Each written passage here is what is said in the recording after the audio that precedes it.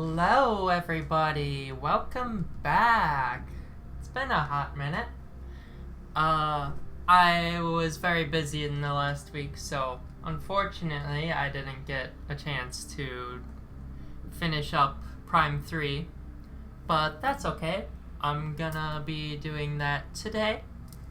We'll be getting all the rest of the items, getting the rest of the lore scans, and then we'll be doing the finale. So people watching on stream, welcome back, and people watching from VODs, welcome. I hope it's fun, and I hope you stick around. And without further ado, let's just get right into things. Right off the bat, I can get this missile expansion now that I have the ability to swing with the grapple beam, which I got a long time ago, but just haven't had any reason to come back to Norian.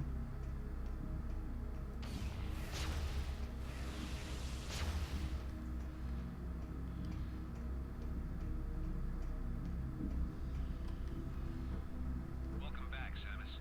We're in the middle of major repairs due to the pirate attack, so excuse the mess.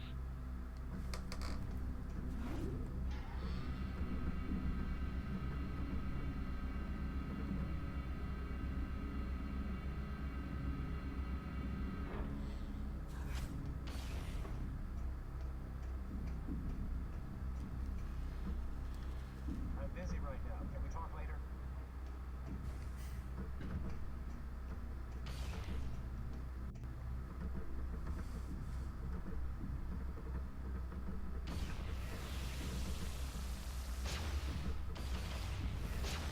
Alright. First up,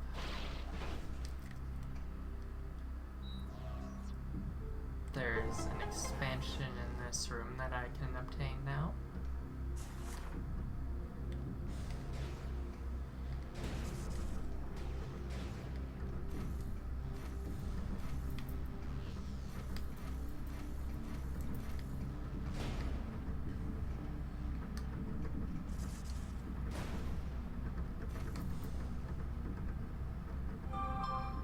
Oh, sorry about that. My phone has been so loud lately.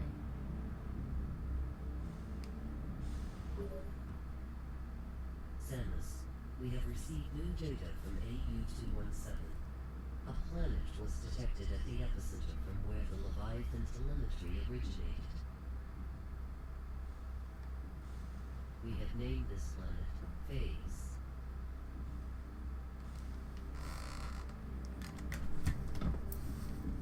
I think the pirates already named that planet. Hate to break it to you.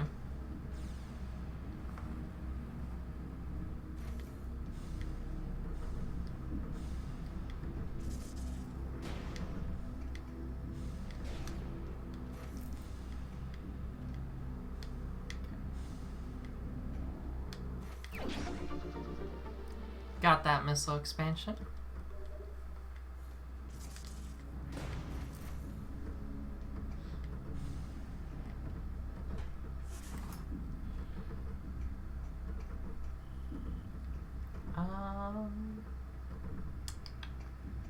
I'm gonna go grab this one first, because it's right there.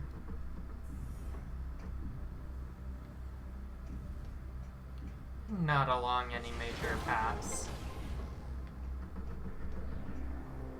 And I don't think there's any other items that I'm gonna find down this way. I mean, I can check the map, because this game has that extra convenience. Yeah. Looks like I got everything that's down that way, but I don't have everything that's down that way.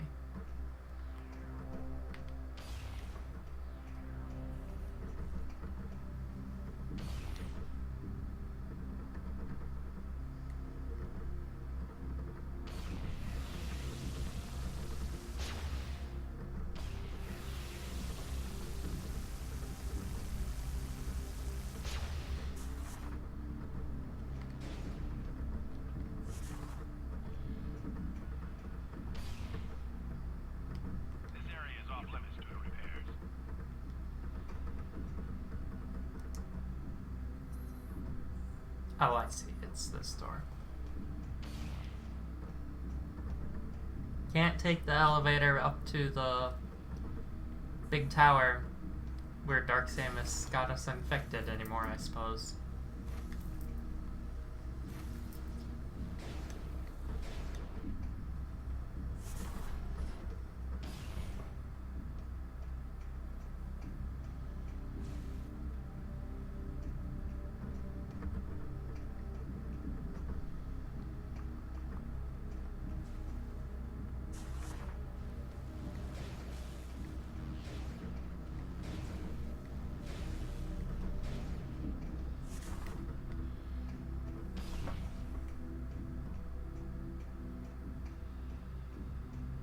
Alright. Let's see here. Oh, it looks like there's a spider ball track.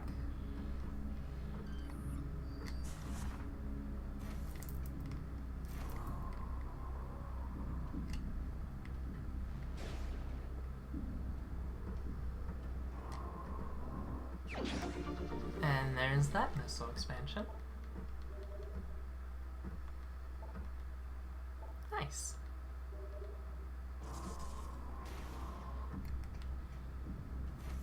Was kind of hoping I could just fly out of that hole, but then I thought about it a little longer and it probably wouldn't have been a smart idea. Okay.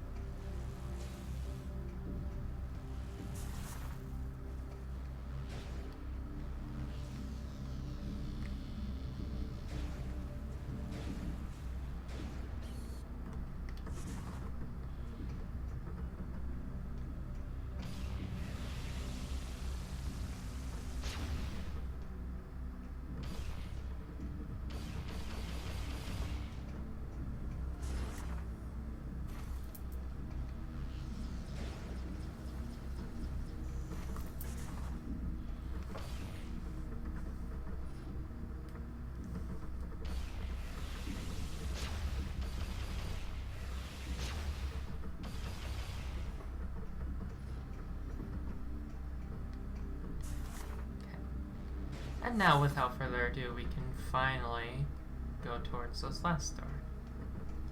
Gotta repair the thing here, though.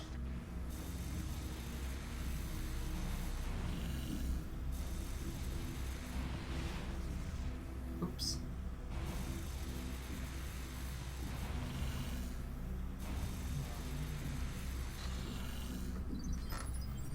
Alright.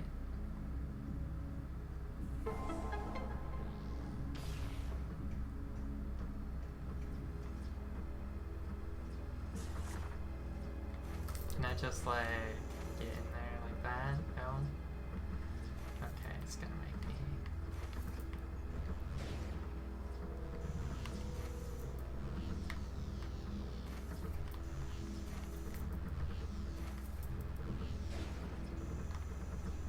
Bitch.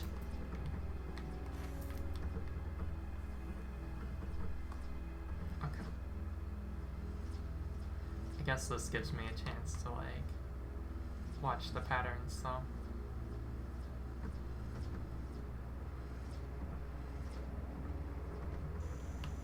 Are you kidding me?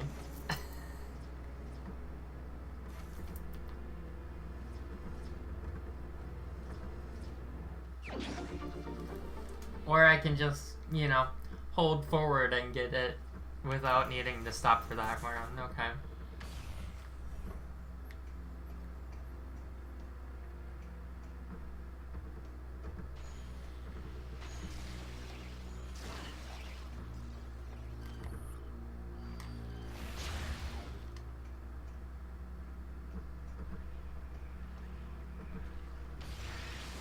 Oh my god.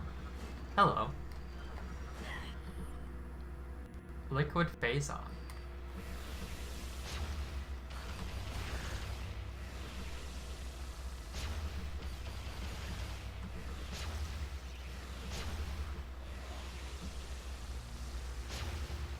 We're just gonna keep walking right on past all that.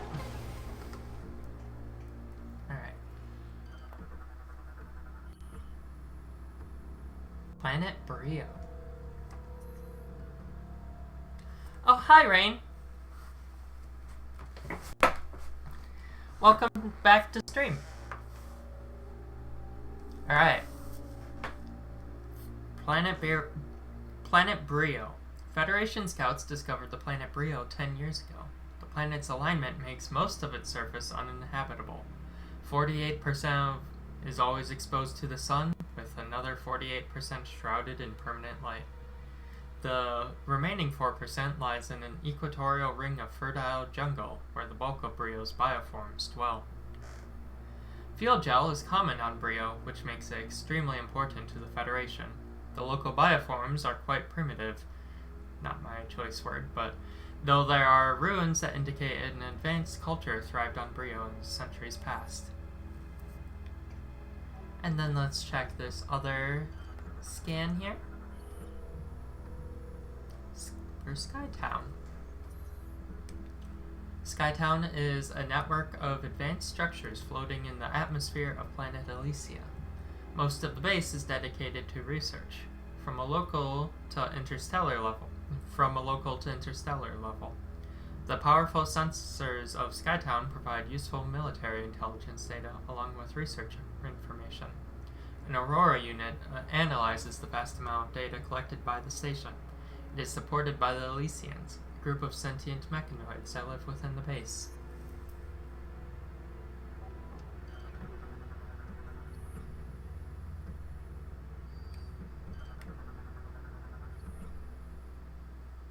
Special access codes. Let me write these down. Oh, okay.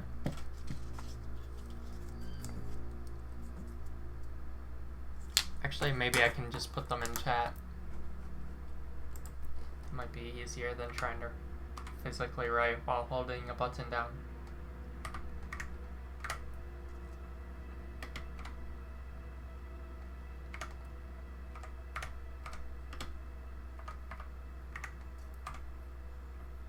Oh, thank you. I'll keep that in mind for later. I can't remember if that's used for something practical or if it's for an Easter egg. I can't remember which one it is. It might be an Easter egg.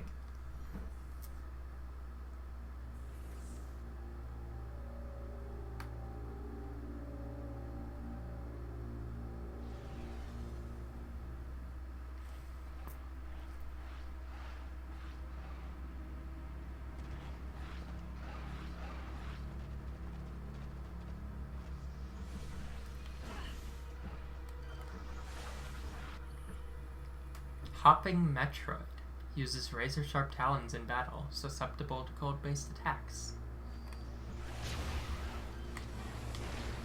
So, the Phazon Metroids have mutated into a second stage after their larval one, making them look more like this.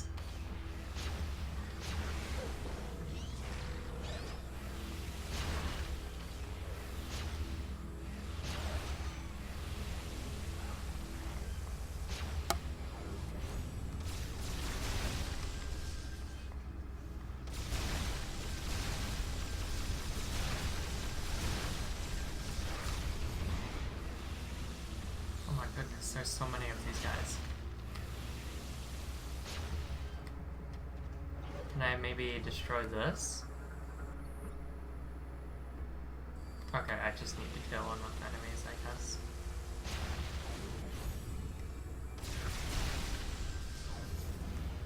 You remember that one game? Remember from that one game with the one that imprints on Samus? Yeah, that's Metroid 2. They undergo different stages that are different to the ones that you've seen here. The ones here are unique to the Phazon strain of Metroids mutated by Phazon, obviously.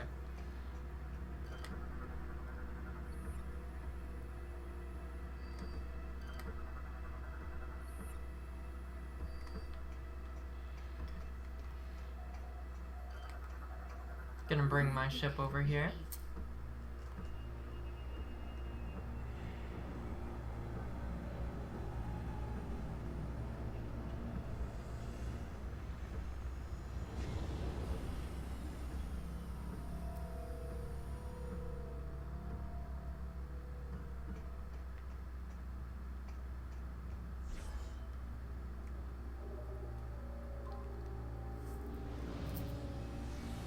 Gonna take the free refill.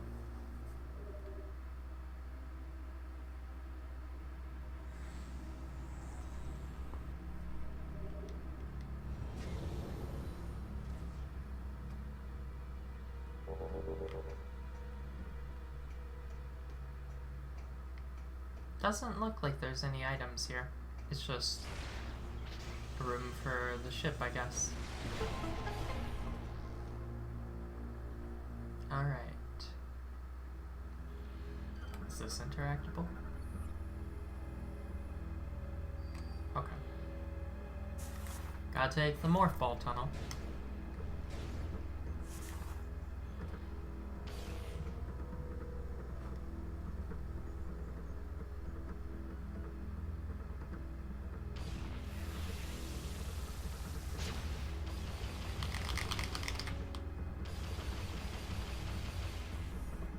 There it goes. Oh, okay.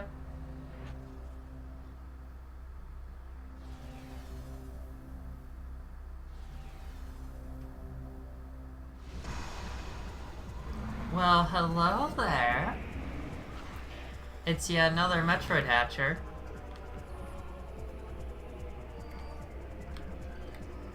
However, now that we have X-ray visor and this, if I can get a good shot in, you can just insta-kill this mini-boss now.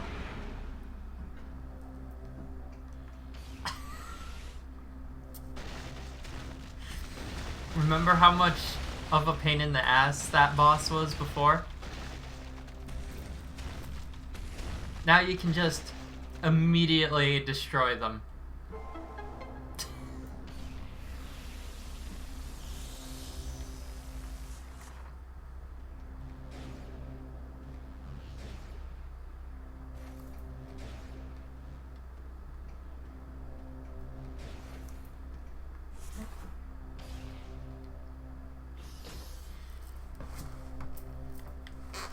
I have to back up a second.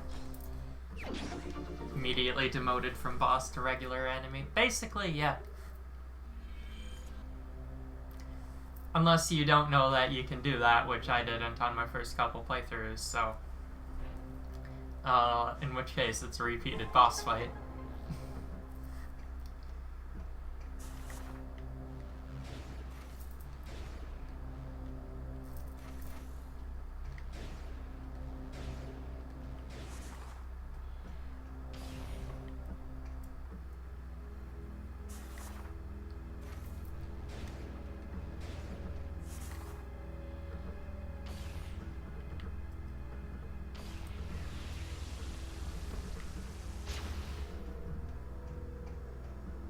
Is that everything in Norian?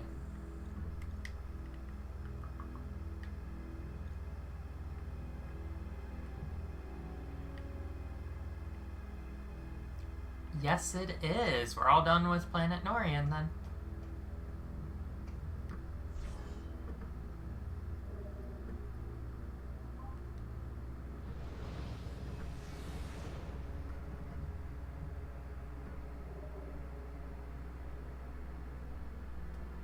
I know some games introduce a strong enemy as a boss, but then make them a regular enemy later on, goes to show how strong the forces are. I feel like it also is a great way to like show like how strong you've become in that time as well, which is deployed really well in Metroid games a lot. But yeah, it also, as you mentioned, makes it like the progression of like stronger enemies very obvious, which is cool. Okay, I'm gonna start here.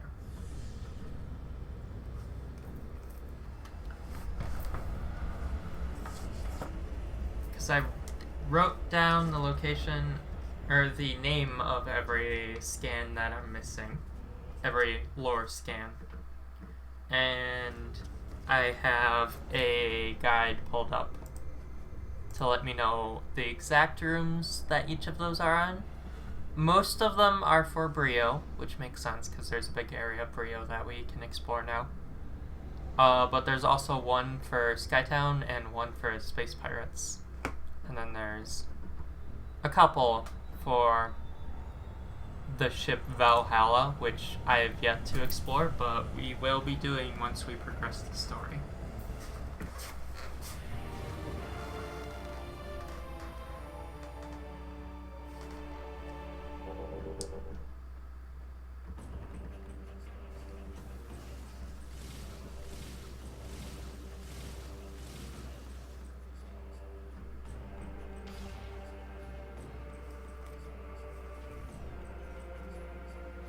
Okay.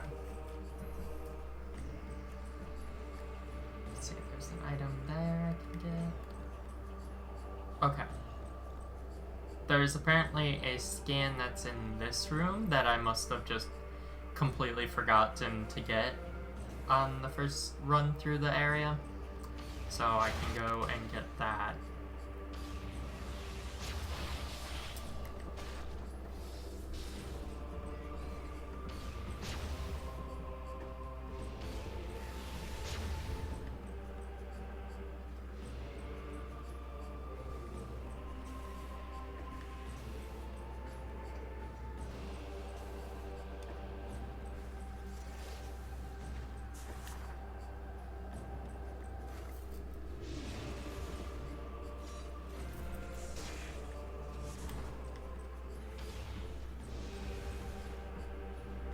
Oh yeah.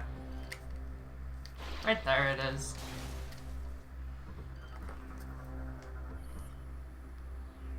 Golden Age. Look now to the past and to the time of peace on Brio. See the age of gold, when our world was a paradise unrivaled. Hear the songs of joy fill the streets in the royal city, as the people honor the coming of Brius the First, the Liberator. Behold the launch of our first ship to the stars on that day. Witness the rise of science, of a new Brio. See this, and see the beginning of our downfall.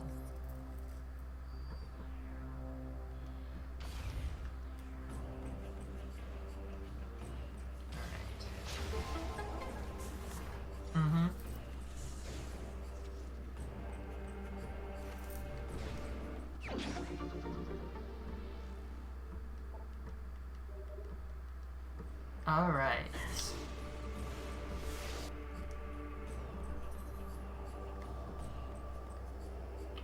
A lot of items we can get now.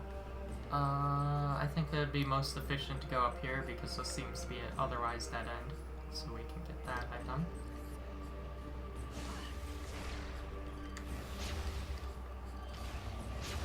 These guys don't have any points or anything.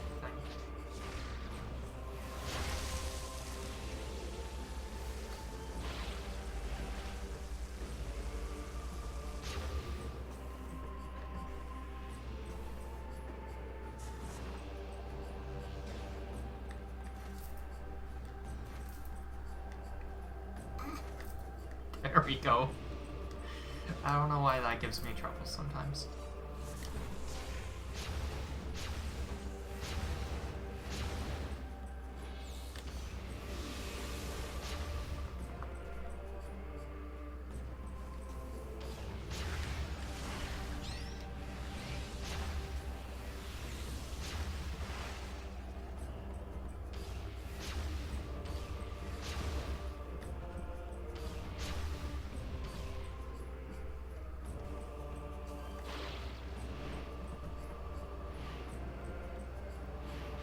Onto this ledge.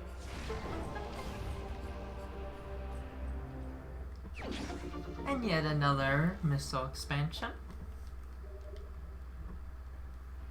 Is this a new guy? This is a new guy. Oh, it's a gamer.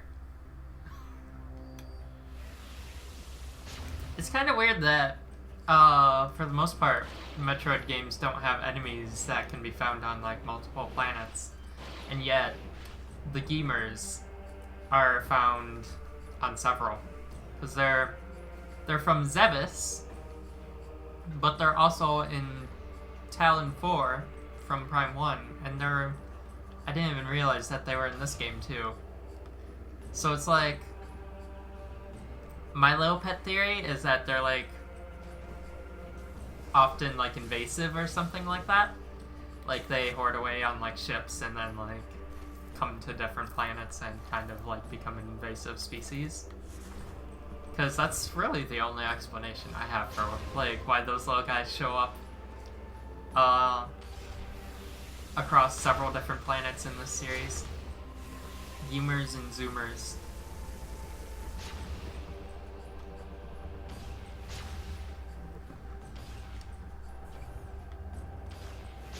I mean, to be fair, Prime 1 we've established that Planet Talon 4 and Zebes are in the same star system.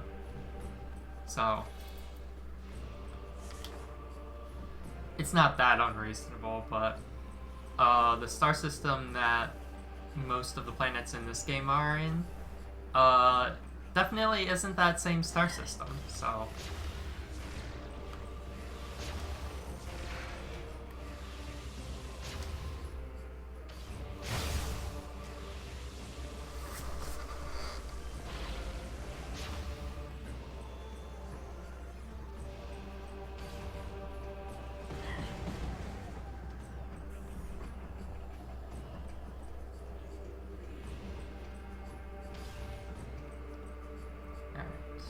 Looks like... Is it one or two items in this next room? One item, and then this one has two. Okay.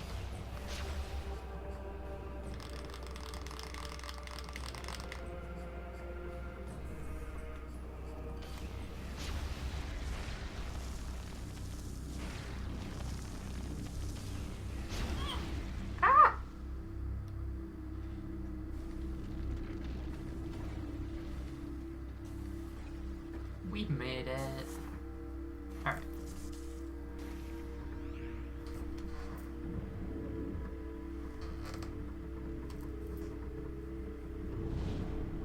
How was the convention, by the way, Rain?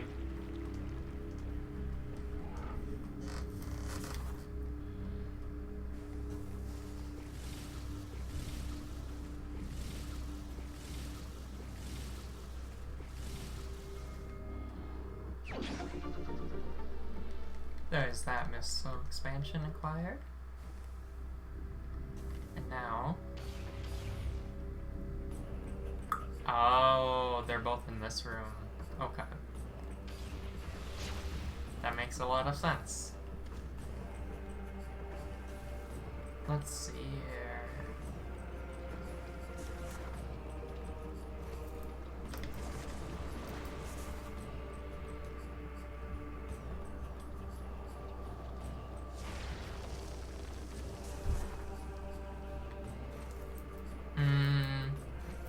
Well, I'm glad you had a ton of fun. And got to see a bunch of friends and all that too. Always a little bit jealous that you get to see all your friends, all of our friends really, when you do that. But I'm really happy for you.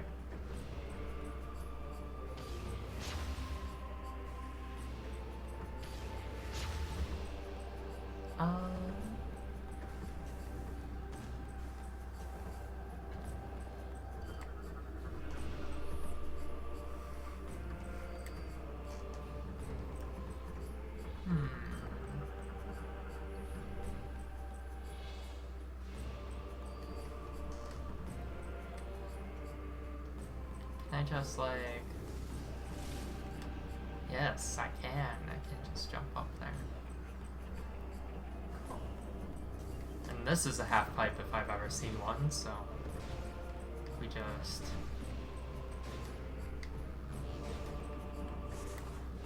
do that. Get ourselves a missile expansion.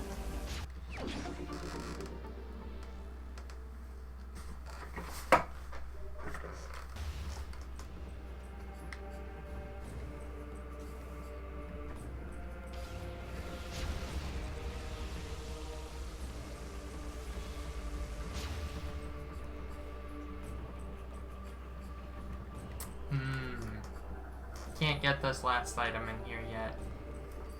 But we'll have to keep an eye out for it.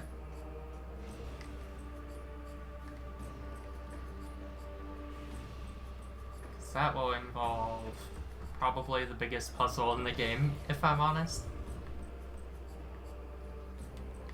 Alright. I think...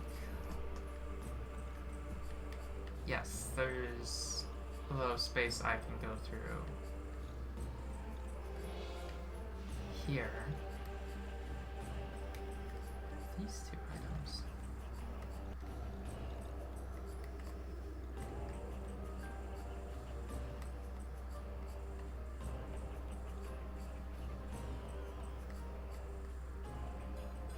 Oh, there's another door back here. That was weirdly loud.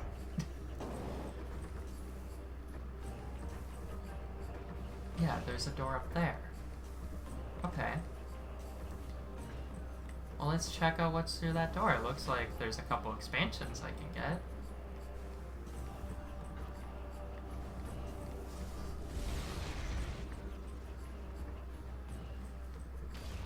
I don't know how I didn't see this.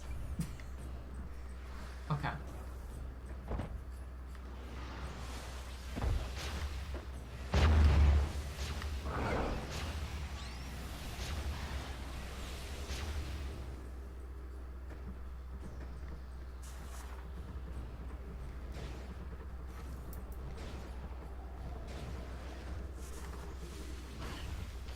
Oh, there's another little lore scan that we need. Oh, can I scan the vessel? Oh, it's not a logbook scan though. Salvation. The great machines of the science lords performed flawlessly. They absorbed the toxins and pollution in the air and soil, preserving the remaining fertile land of Rio. Yet the planet's climate was forever changed, leaving one side eternally scorched by the sun, the other forever in the icy grasp of darkness. The launch of the machines revealed the hidden enclave of the science lords to their former enemies. The bright lights in the skies caused by the decontamination equipment stirred old hatred in the hearts of the primals. Fearing a new attack, the primals sent their warriors forth to hunt their hated foes. We were now marked for death.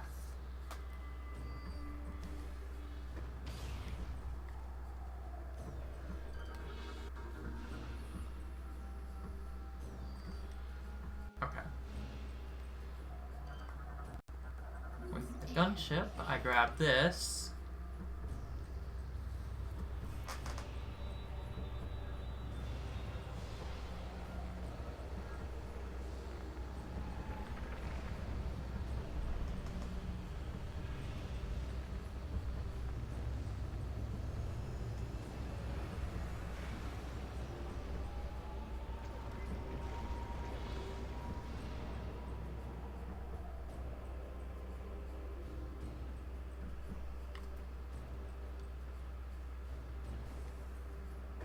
And then... Oh right, because I have the hazard shield, I can just walk in this now. And get this missile expansion.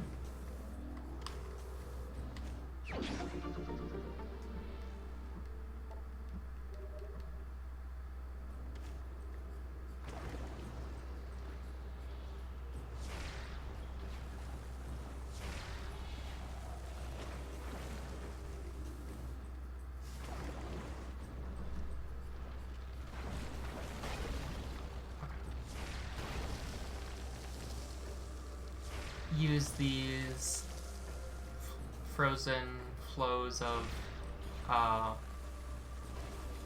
what is it called? Like the fuel to platform up here and get the other missile.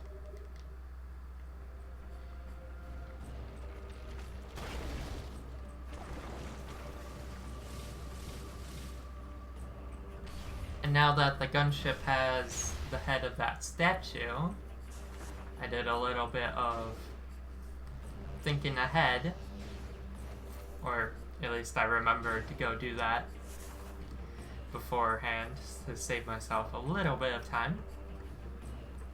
There will be a really big statue that we can put that head on, which will help us solve a puzzle.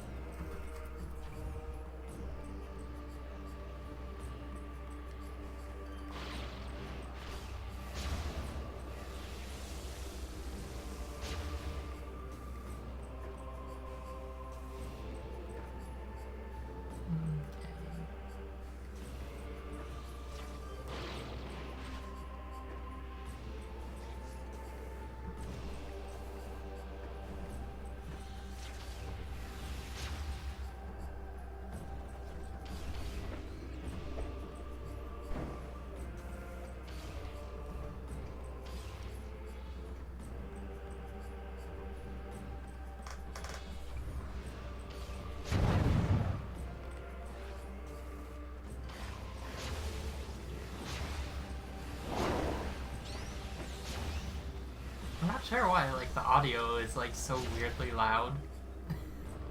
Like, spontaneously. I'm not sure what's happening there.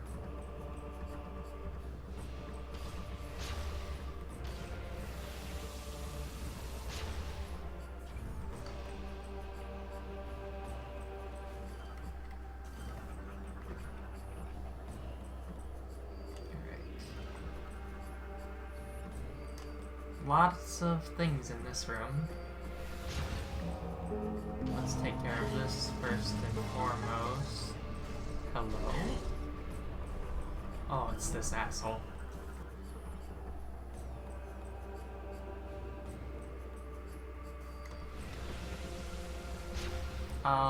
Scan. Victory. We, the Lords of Science, mishandled the use of our knowledge.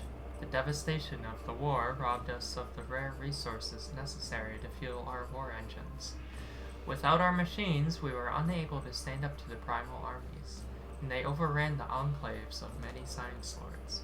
What few remained fled into dark places, polluted wastelands. Even the bravest of primal warriors would not dare enter. Whatever joy there may have been amongst the victorious was quickly stamped out by the grim reality surrounding them. Brio, their cradle, their sacred home, was on the verge of death.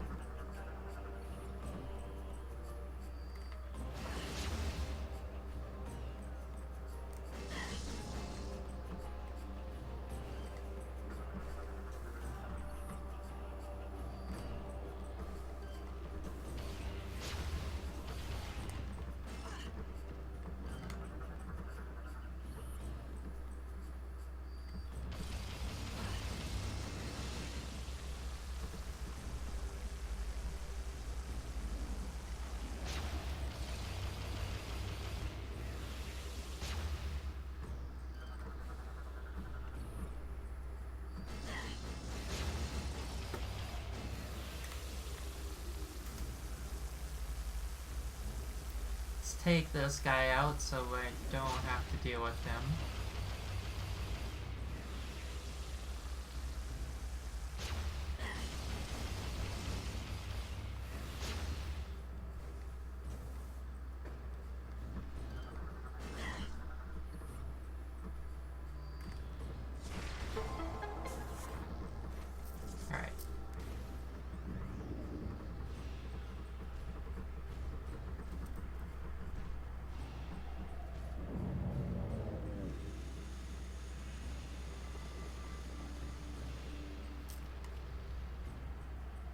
This Maganar will freeze that waterfall for us. And then this one down here.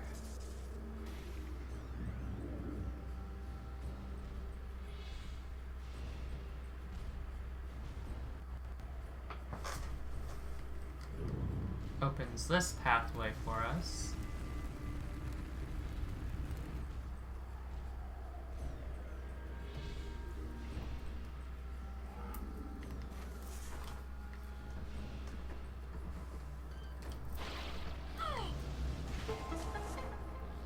And then lastly, this Maganar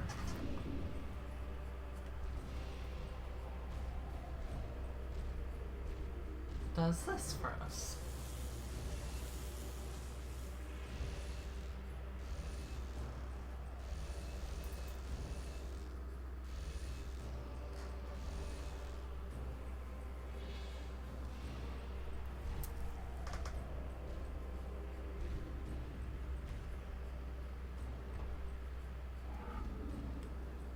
Let's start by getting the expansion that was at the end of this spider ball track.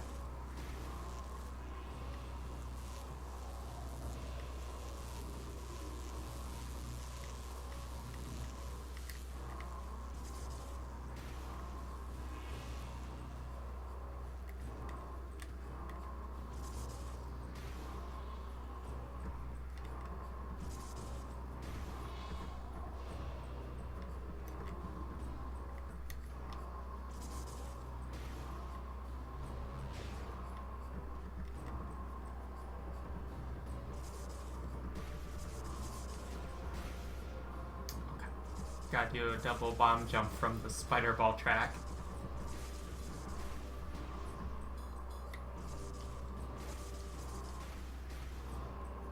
Got it.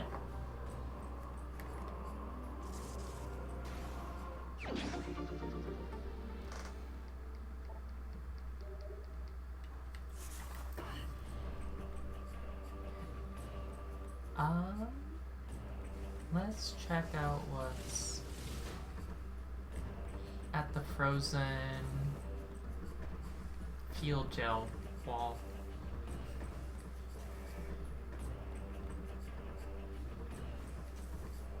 Not quite a waterfall, but oh god damn it.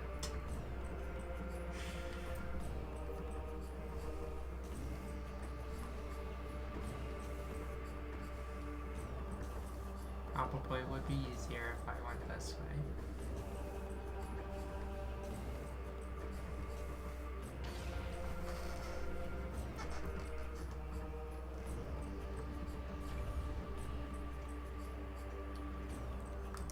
Ooh.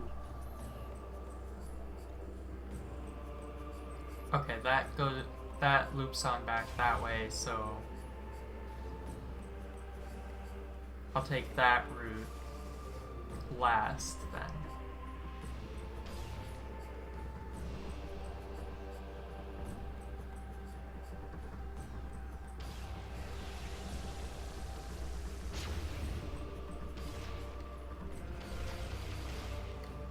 Alright. Decline.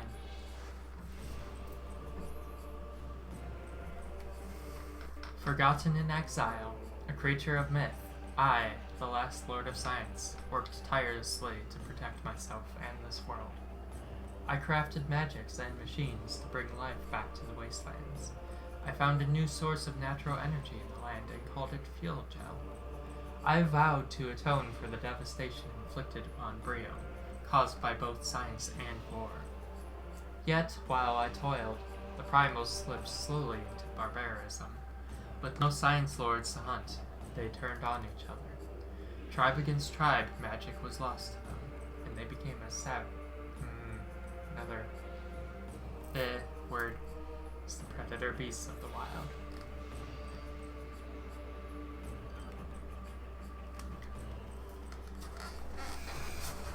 Alright, there's the big statue in question. Gonna scan the stuff around here first.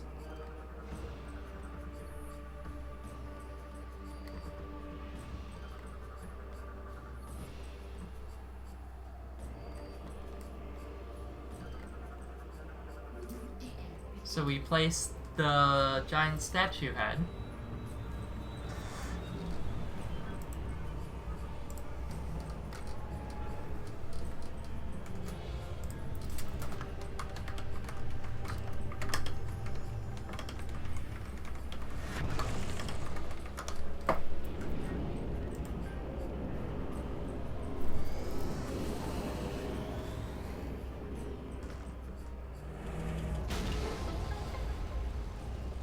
And it is so kind to break both of those for us.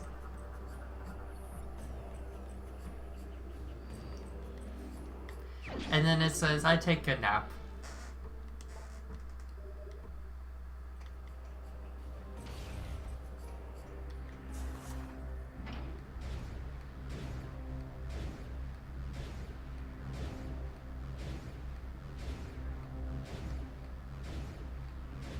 Spin this around.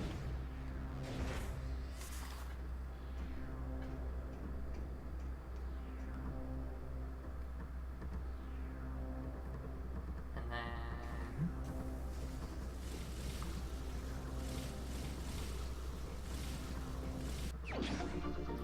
get an energy tank.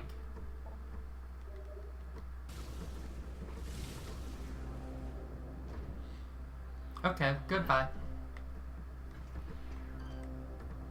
We'll have to find another way to the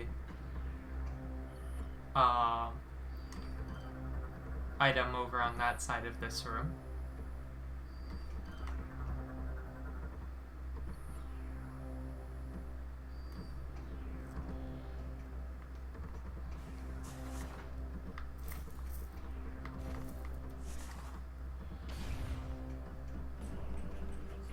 So for the time being,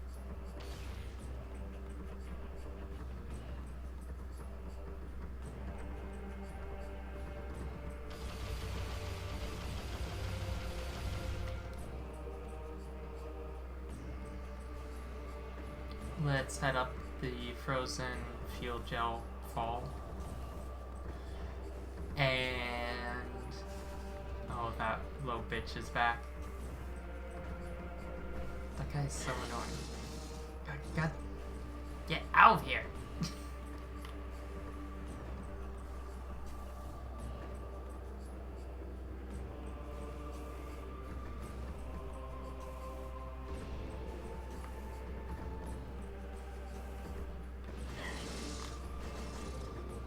Asshole.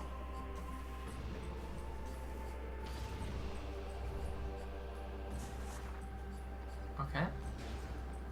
Now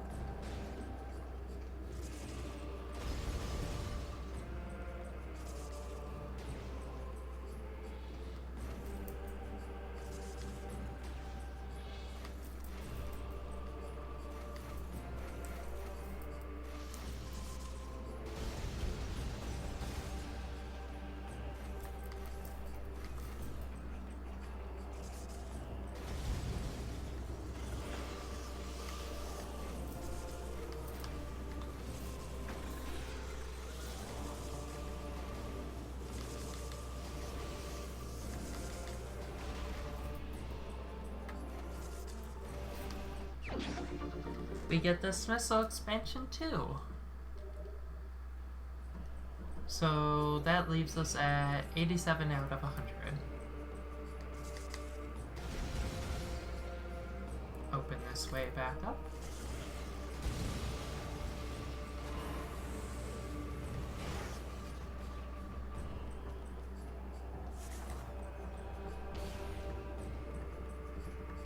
Oh, I think this might be the last of the lore for Brio.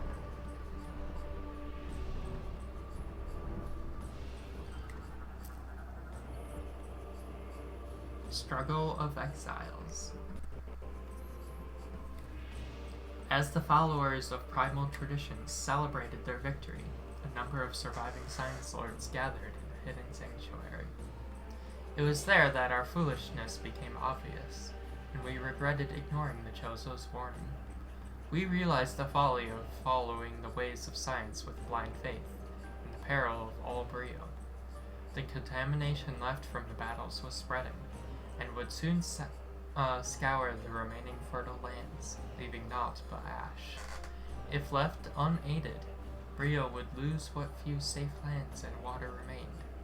Once more, our great minds turned to a great task: planetary salvation. As our enemies searched the land for us, the last of lords of science, we created our final machines and launched them into the heavens.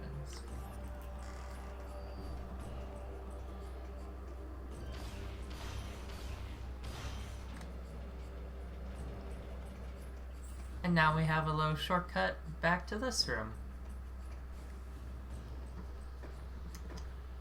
So I'm gonna go this way, because that would be the fastest way to my gunship from here.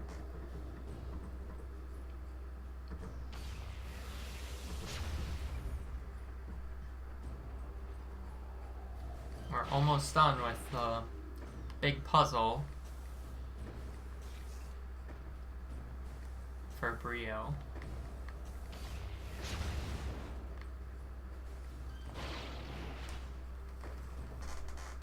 Because raising half of that one bridge in that one room was basically half of the puzzle.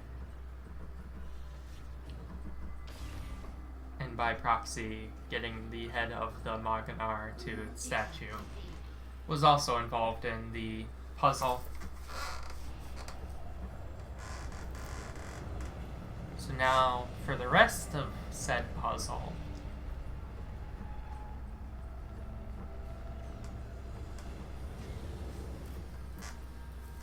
gonna get in my gunship.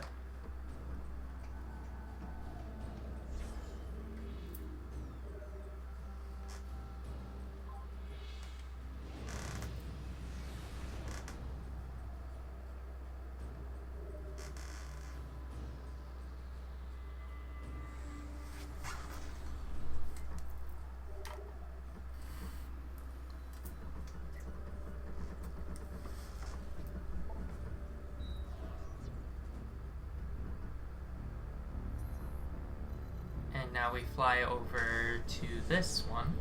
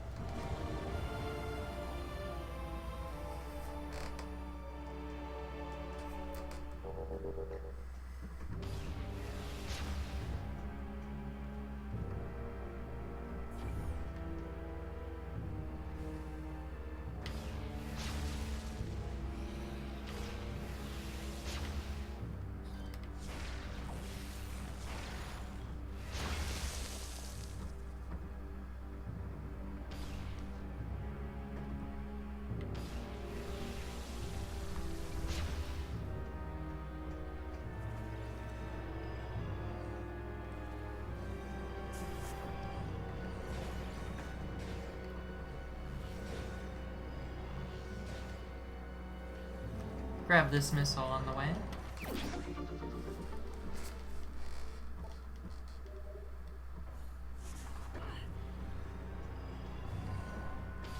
If this was Super Metroid, we'd have all the missiles, but there's still a few more to get.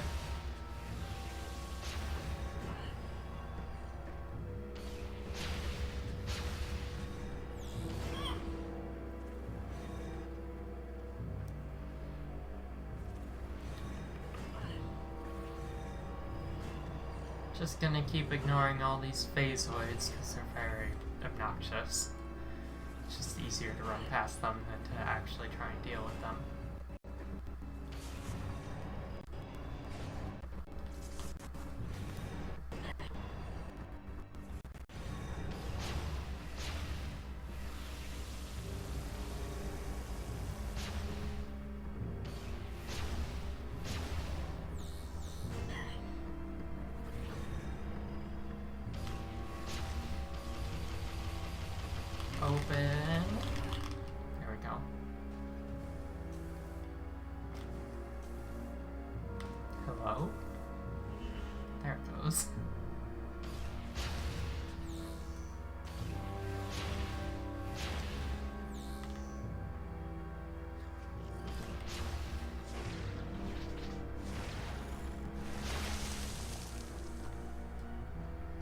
Also, I wanted to point out how now that Samus is at like 75% corruption, like look at how like her eye looks and like how blue her face looks. Like, oh my god.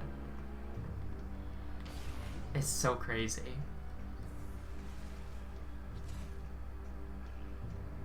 Alright. I don't believe this is quite the room. Oh, I can bomb this room.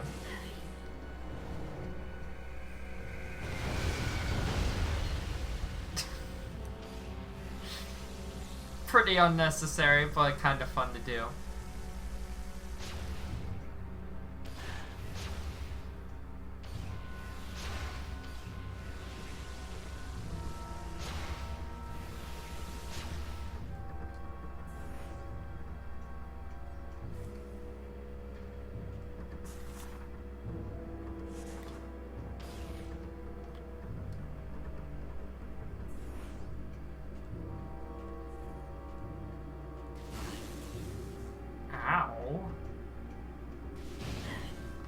Ow, that's so rude. What is this? It's an atomic.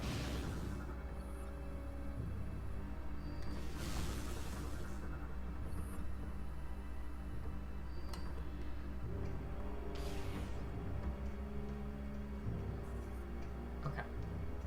Should be this room now. Somewhere. Oh, it's right here. We can grab this with our gunship, but now we have to get it all the way back to that room. The one with the big Maganar. Not the big one, but the one that had like 2 items in it, and we couldn't get the one. So we gotta find a way to bring that all the way to a different part of the planet, which is where that bridge comes into play. As if we continue along this pathway,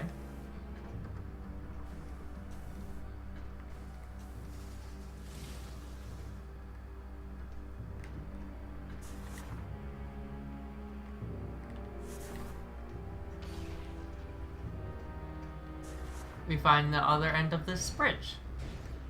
I guess it's not really half of the puzzle necessarily, but you get the gesture. So now, by completing this bridge, we've connected well, I guess 2/3 of Brio. Or maybe 2/4. However. 2 chunks of Brio. Thereby allowing us to get to the area in question without needing our gunship.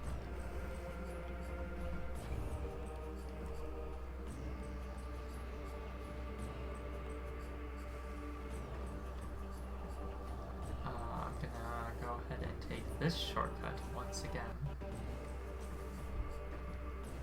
as that would be the fastest way to get to the room.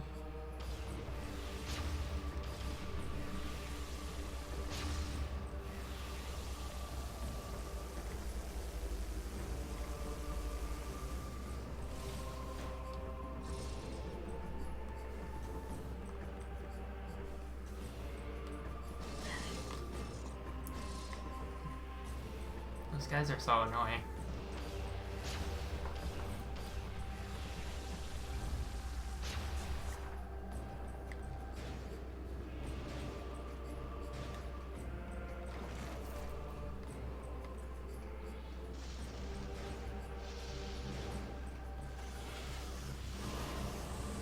They're like, yeah.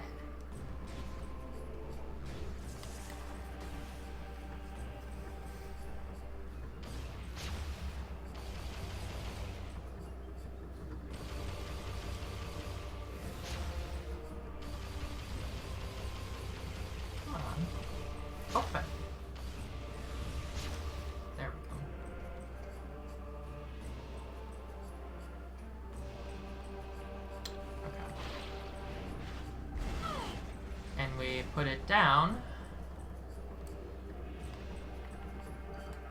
right there.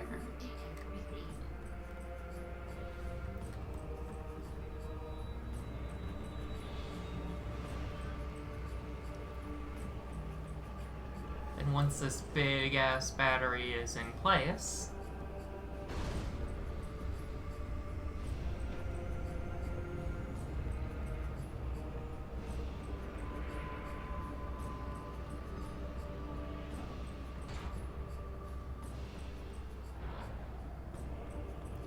we once again go over this way, and now we will be able to access this.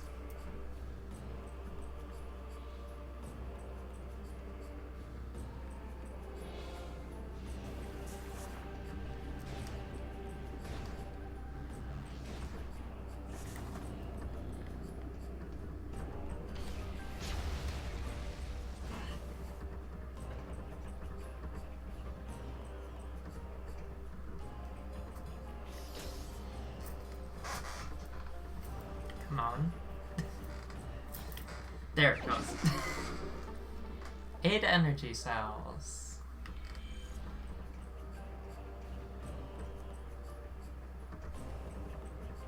We have almost all of them, and I still have yet to even explain what they do. In brief, we're going to be using them when we visit the GFS ship Valhalla.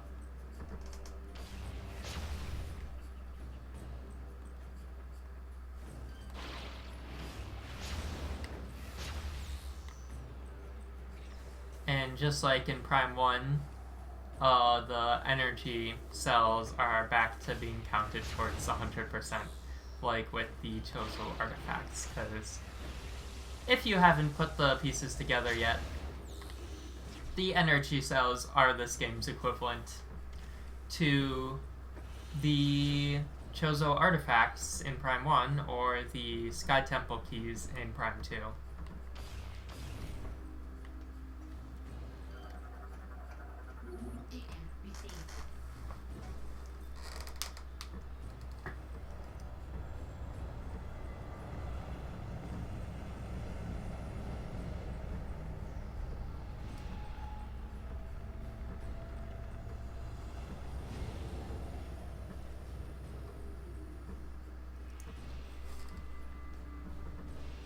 Okay.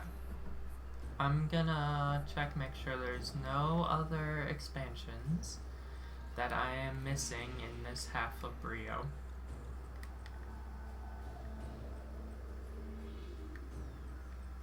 I think I got them all. Yes. And then I'm gonna check this half and just see if there are even any okay, there's one. There's one expansion that I need from the fiery half of Brio. And then that'll be it for Brio. And then I will stop by Elysia real quick to get one logbook entry. Wow. One lore entry. And then download the data for all the items on the pirate homeworld. And then I will make my way there.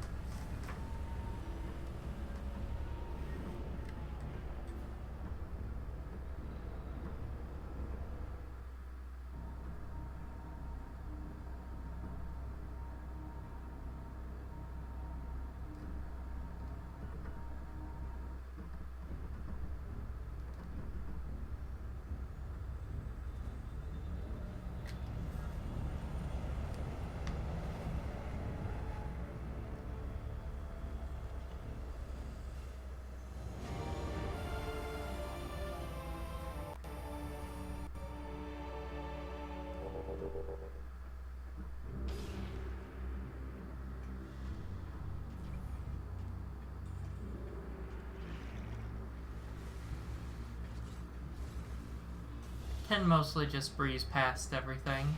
Should have all the scans and all of the items on the way here. Did that just kill him? Oh my god.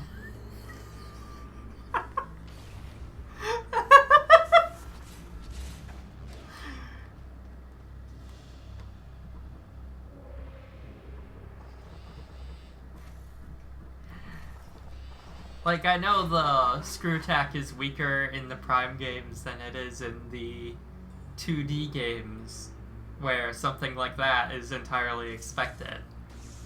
But it's just so weirdly funny to see that happen in this game. I don't know why.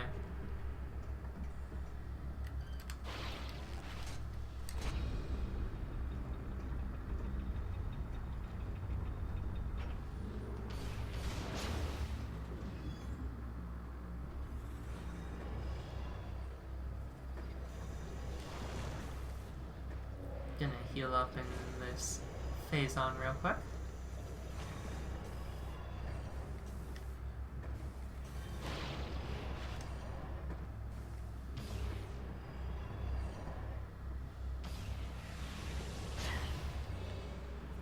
Bitch.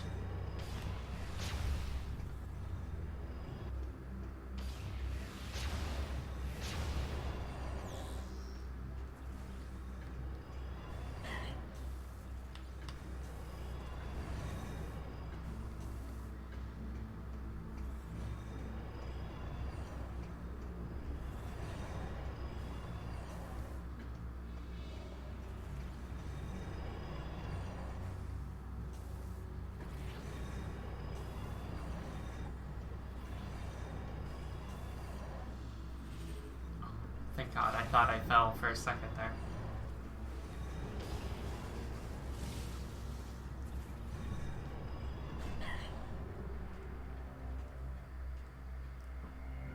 Gonna hit this save station.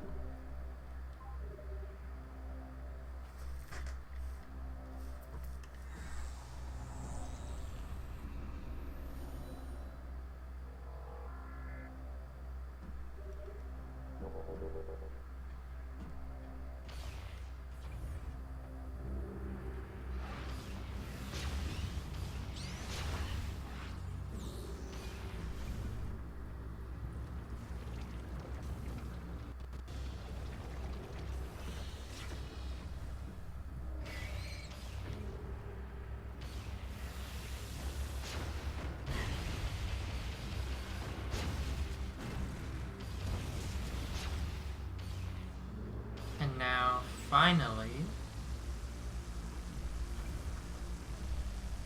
in the room where we fought Rundus.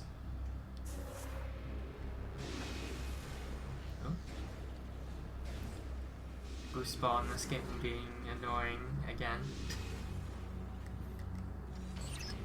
There's a little thing we can do with the X-ray visor and Nova Beam to open this up.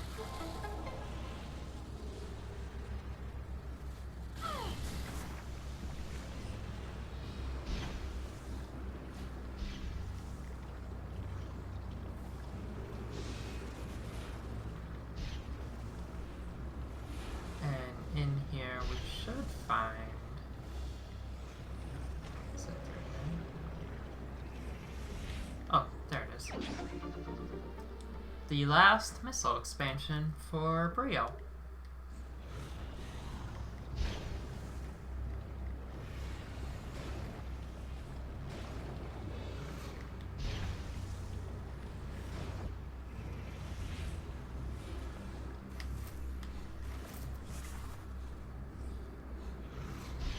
And then that closes.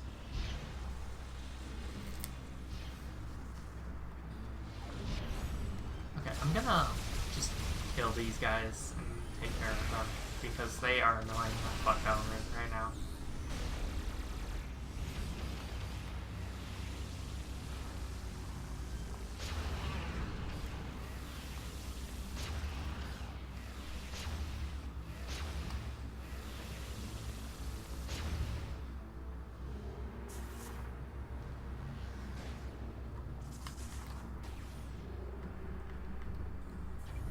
So our next stop will be Elysia.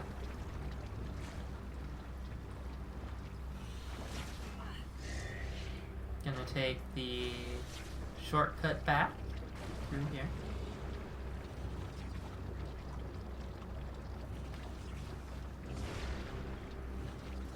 Come on. Does that one just always flow? Do I need to actually freeze this?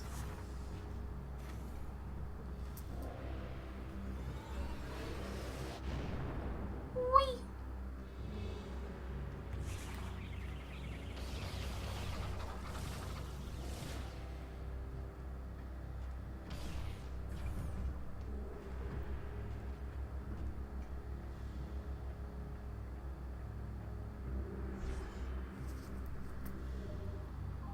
Save and enter ship.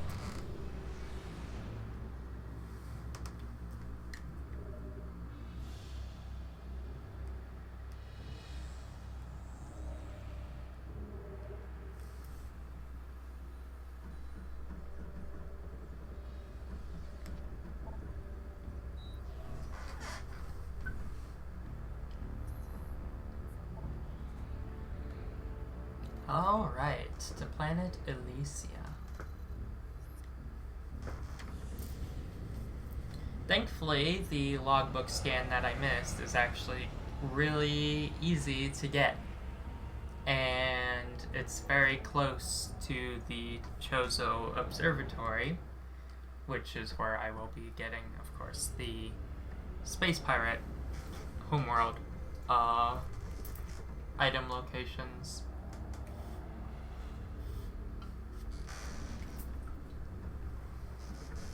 So this should not be a long trip at all.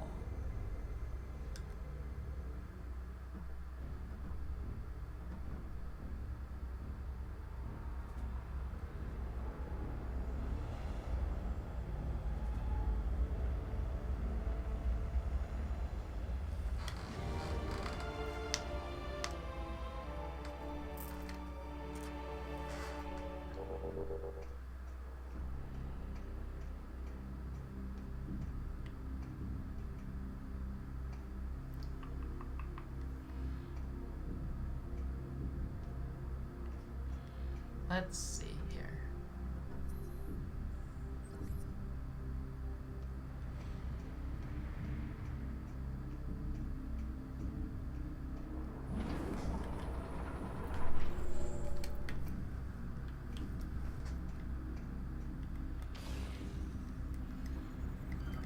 And there's the last lore for Elysia. Agreement.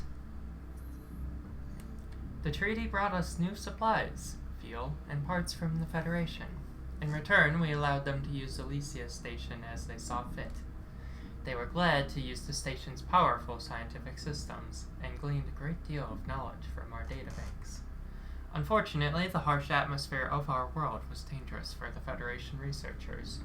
They proposed to replace the humanoids with a single artificial intelligence unit, which they called Aurora.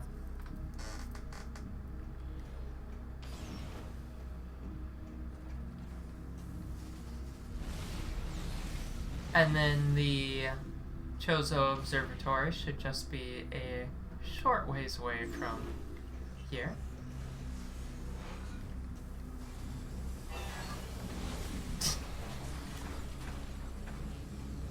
Okay. No!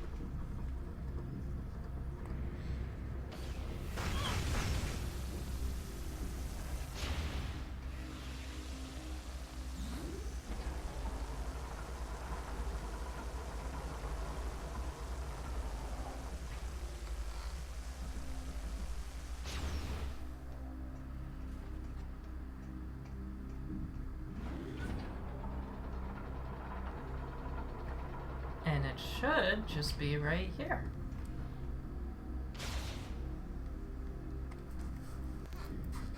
Shoot this with our fancy new ability.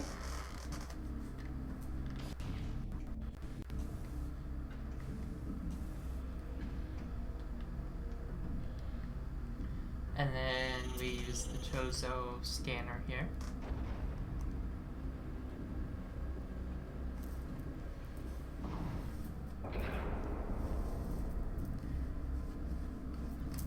Which should allow us to send a research probe over to Pirate Homeworld.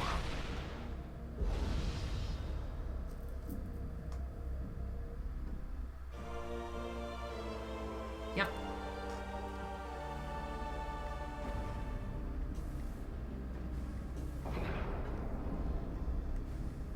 And just gonna make one last check to make sure there's no other scans in the observatory that I could get. Seems like I've gotten all of them.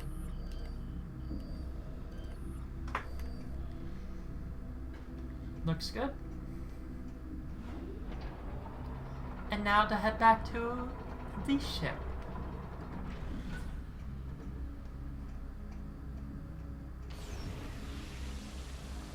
Okay.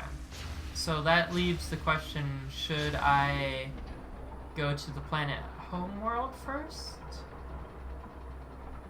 I think I should, because I believe there'll be another energy cell, and if I can just knock out all the energy cells before I visit the Valhalla, then I can save myself an extra trip.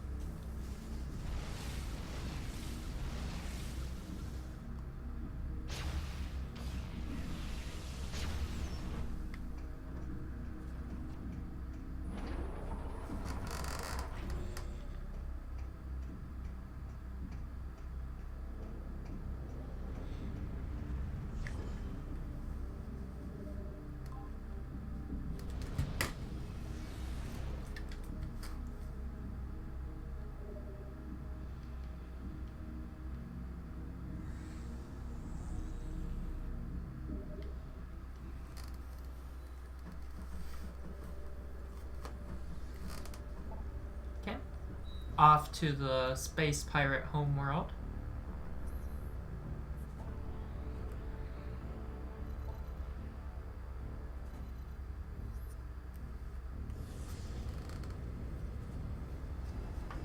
And just like Alicia, there is one logbook scan we're missing from here, but well, there has to be like a few items that we've missed as well.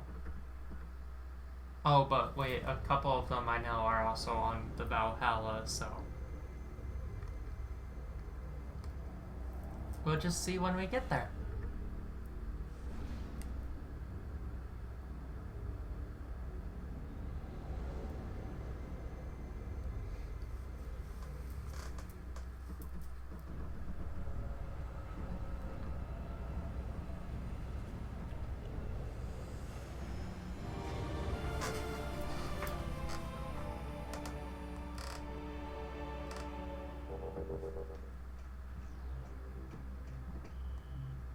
Nice touch is that the Galactic Federation is here now, seeing as they did like their full-on assault on the pirate homeworld.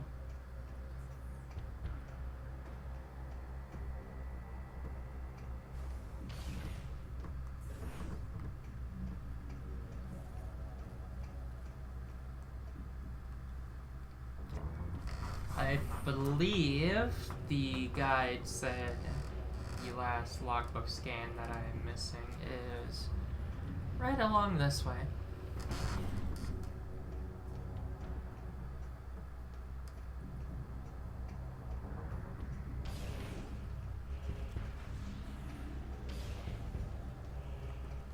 May even be in this room.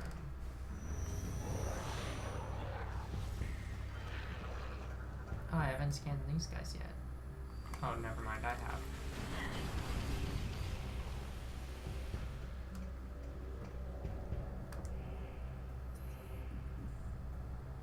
Yeah, main courtyard.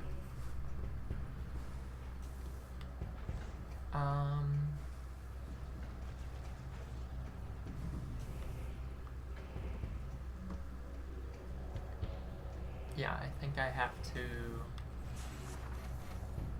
go up here.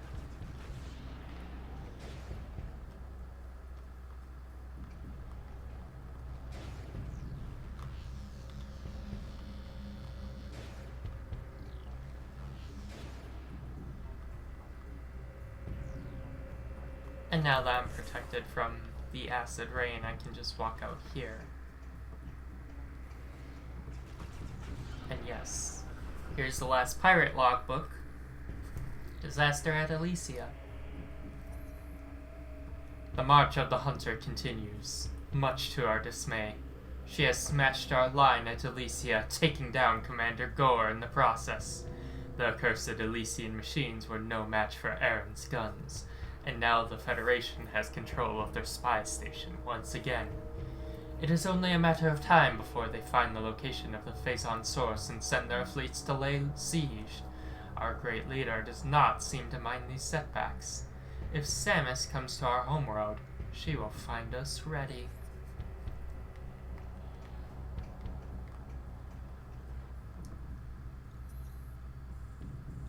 Okay.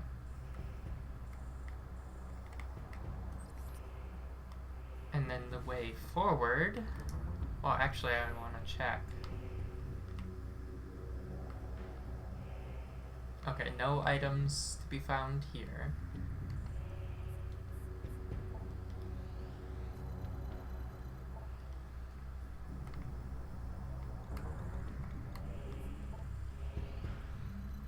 None there. 3? Looks like 3 in this area here. Okay.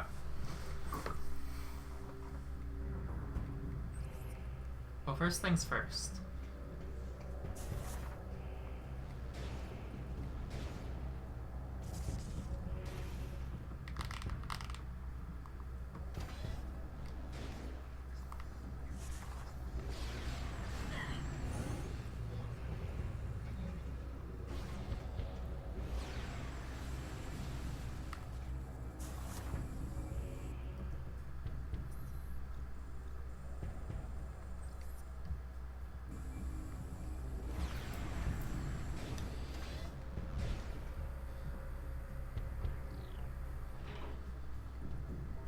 After beating Ridley again, we got the Hyper Grapple, which is an extremely situational item, but it does allow us to destroy this thing.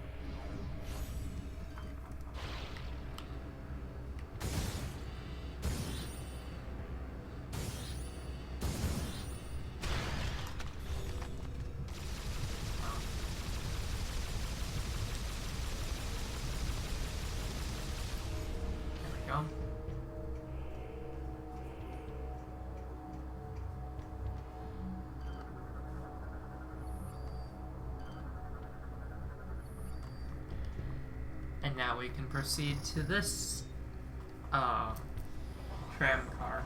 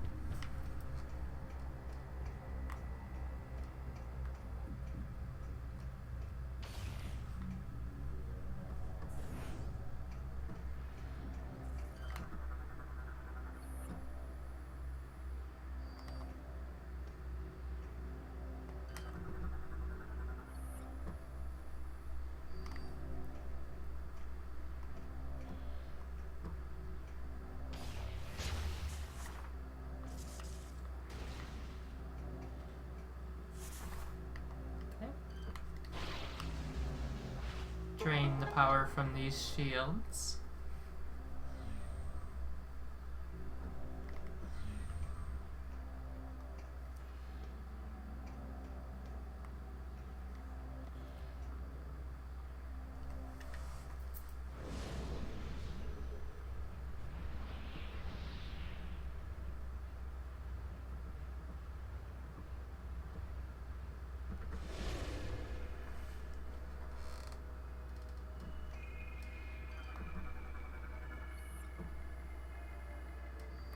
Now we're inside the Space Pirates' private Leviathan that they use to create wormholes and the whole like.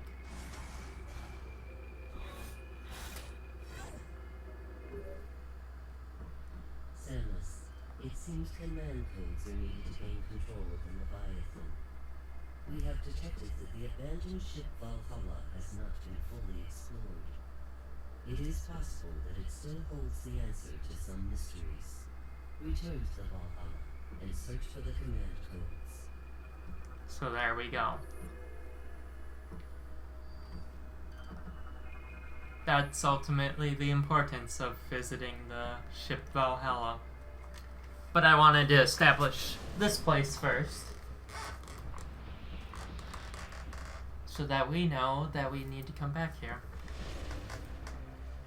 For the time being, I'm gonna go get the remaining 3 items from the pirate homeworld here.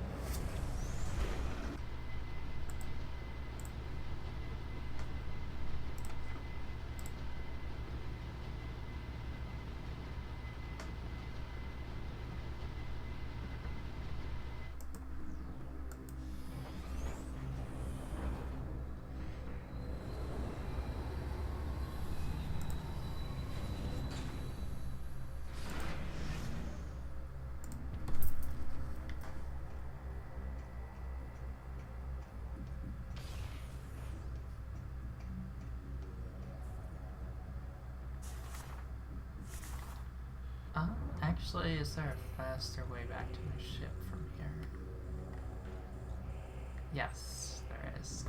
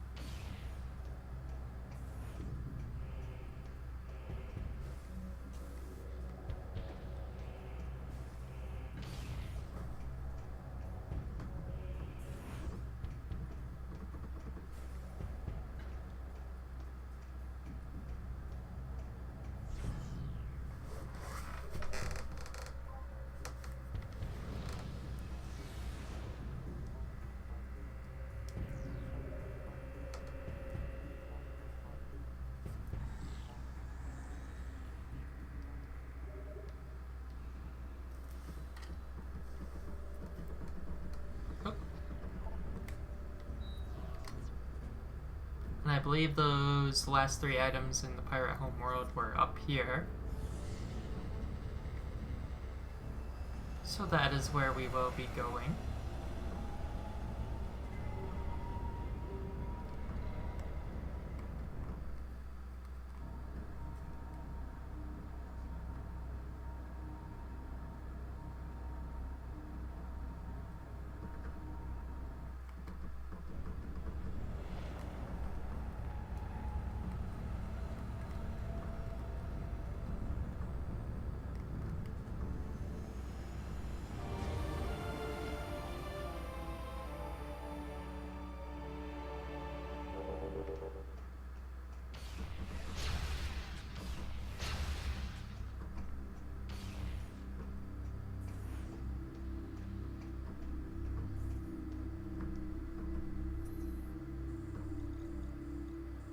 all of them are like literally right here, so that should be easy enough.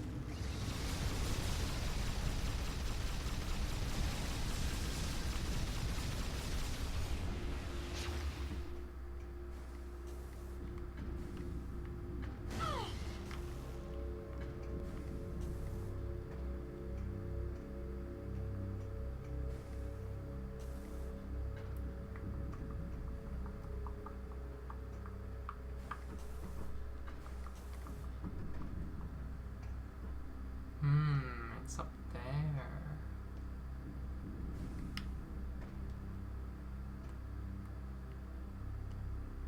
It looks like I have to get there through the morph ball tunnels, which I need to go through anyways. Because there's another item over here, which I remember now. I wanted to remember later, and then subsequently forgot.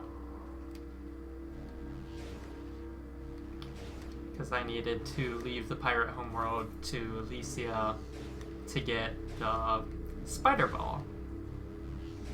And then I just forgot to come back here.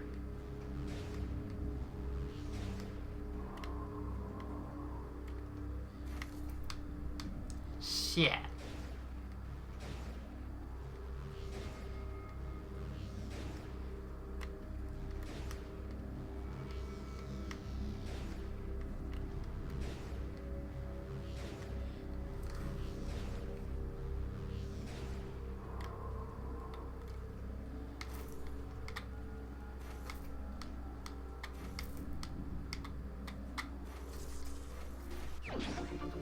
A ship missile expansion acquired.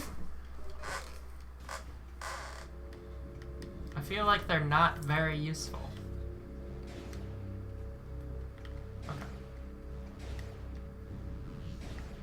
I mean, the ship missiles can be fun during the couple of situations where you actually get to use them, but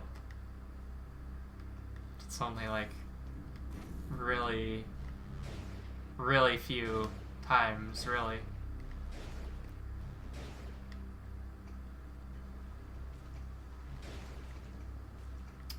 I can't remember which one it was that goes to the upper.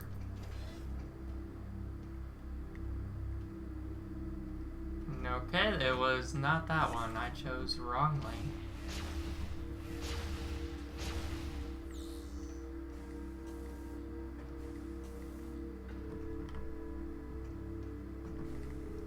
Maybe I can jump on this thing's head? No.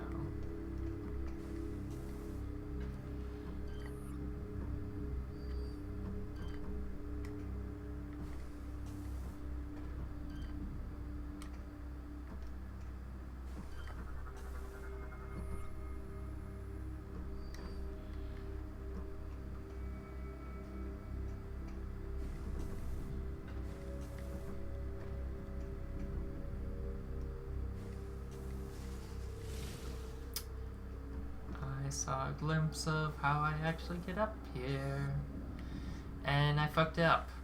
I don't know why that... Like, the little, like, ledges in this game can be super finicky sometimes. Like, it looks like I jump straight at it, and then it just says, nope, nuh-uh, sorry.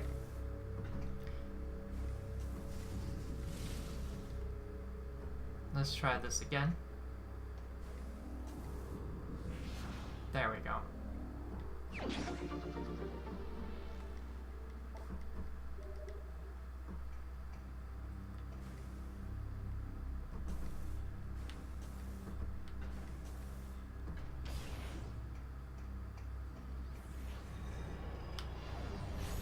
Oh gods.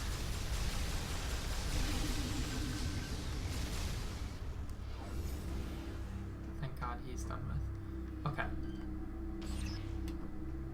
Shoot that. And shoot that.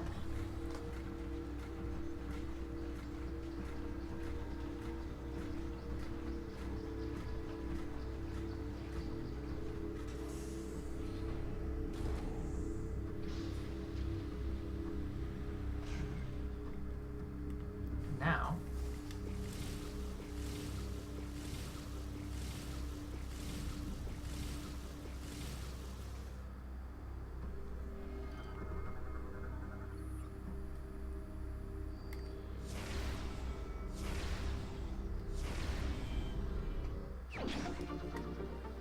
that's one more ship missile upgrade. That means every other upgrade is now to be found on the flagship Valhalla. So we can at last leave the pirate homeworld, though we will be coming back, of course, to access their private Leviathan. And then we make our way finally over to the Valhalla, and I can show everyone what those energy cells that we've been collecting for the whole game finally do.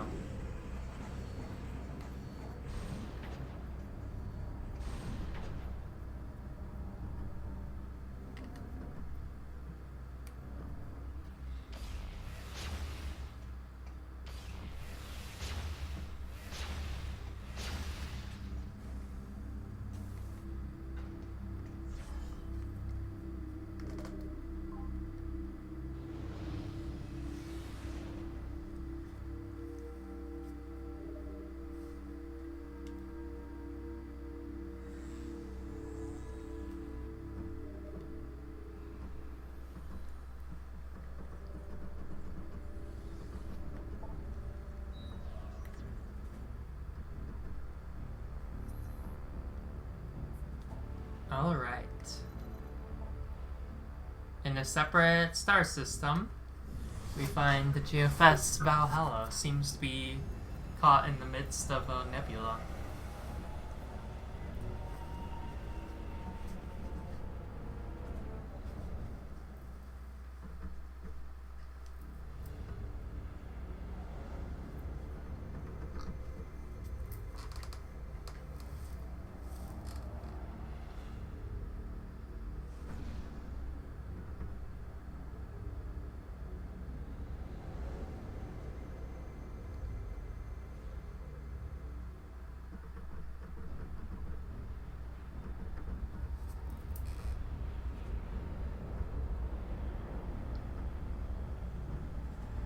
You can definitely tell that this place got fucked up.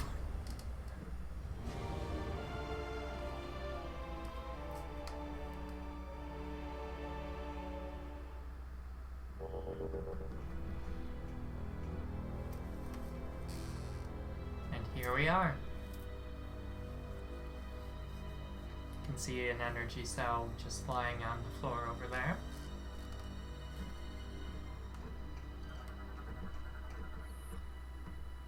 Stiletto fighter wreckage. Thrusters damaged in combat. Impact was unavoidable.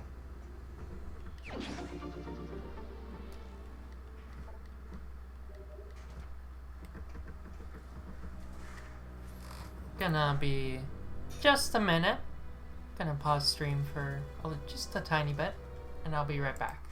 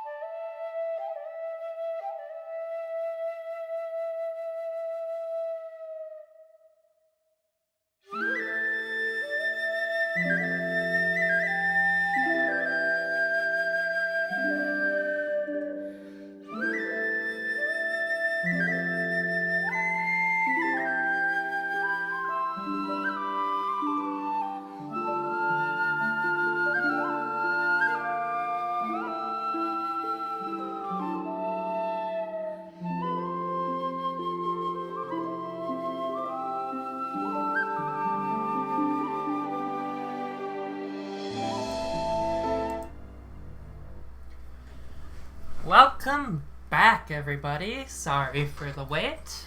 Just had to take care of a couple things real quick. So, getting into things.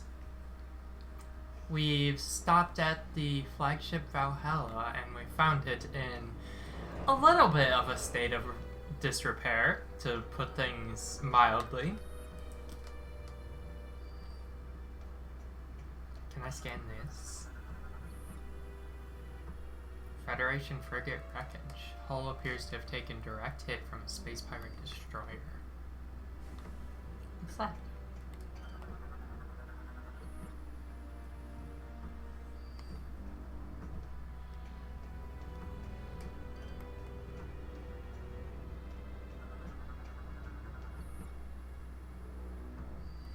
Alright. So finally, all these energy cells we've been collecting, we're going to be using them to power up parts of the Valhalla ship in order to open all sorts of doors, elevators, the whole lot. That is the purpose of all of these that we've been collecting.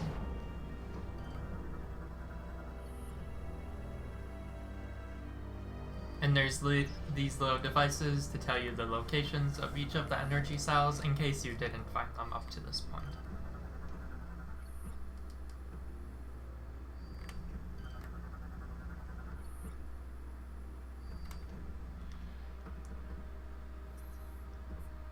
I'm gonna check the logbook though, because I believe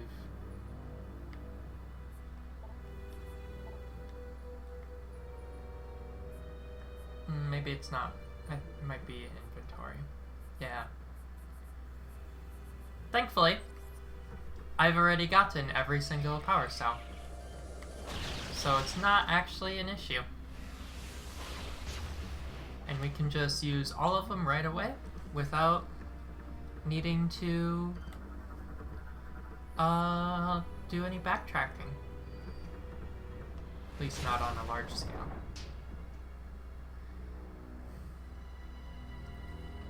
Looks like some guys got fucked up by some Metroids in here. And yep, indeed. Here's a Metroid.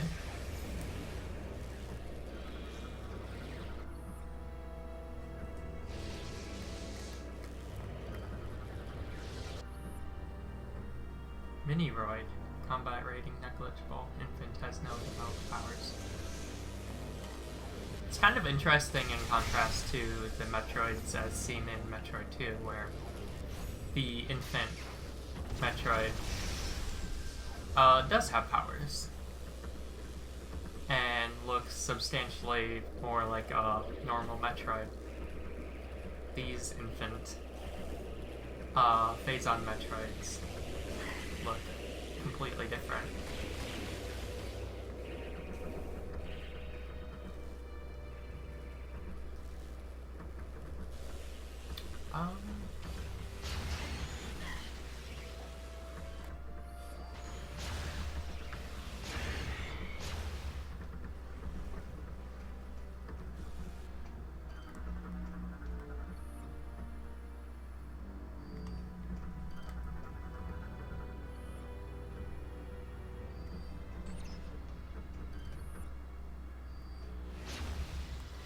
Melt these, and then using 2 energy cells.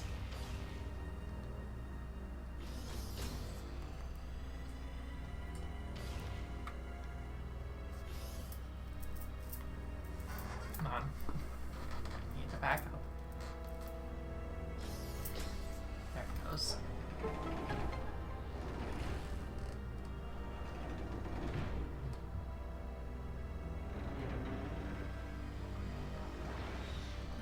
New enemies.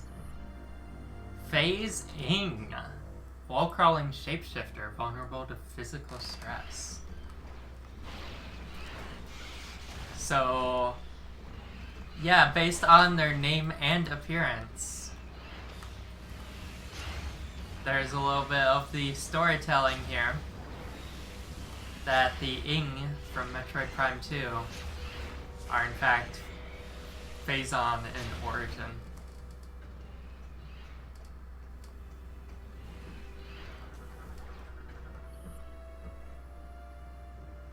Talon 4 incident. Planet Talon 4, formerly a Chozo colony, was struck by a stellar object 50 years ago. Object was later determined to contain large quantities of Phazon. The Chozo were able to stave off the spread of Phazon, at the cost of many Chozo lives. The survivors abandoned the planet, fleeing to an unknown location.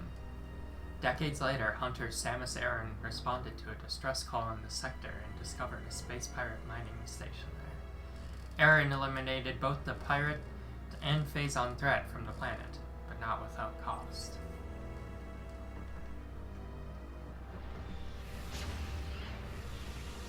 Before I get too far along, because I noticed this room just keeps going, I'm gonna check what was in the other door up here.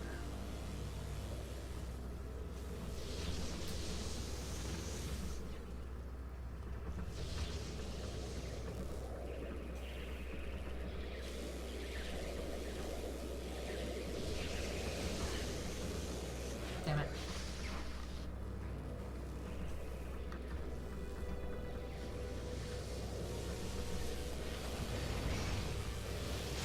Got these Metroids nice and easy.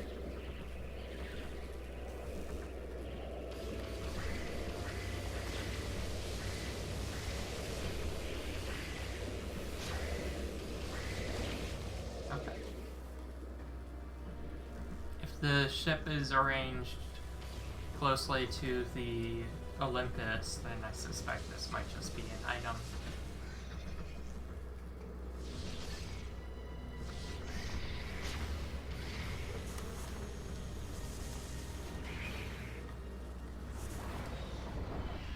Oh, well. Okay, it's branching pathways then.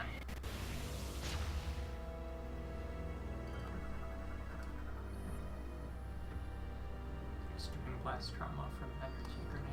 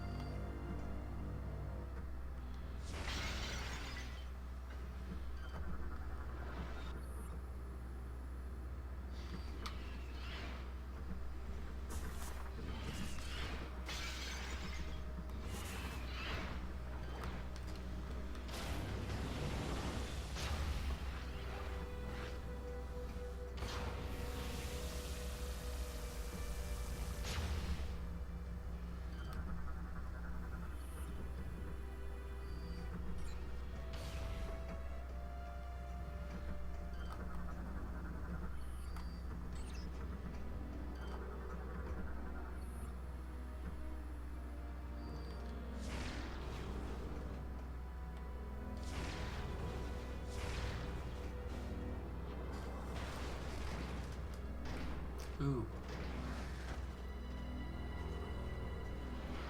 Yes, these are a new variant. Phazon Hopper, covered with crystallized Phazon. Seems to be a variant of the Hopper Metroids, just extra strong.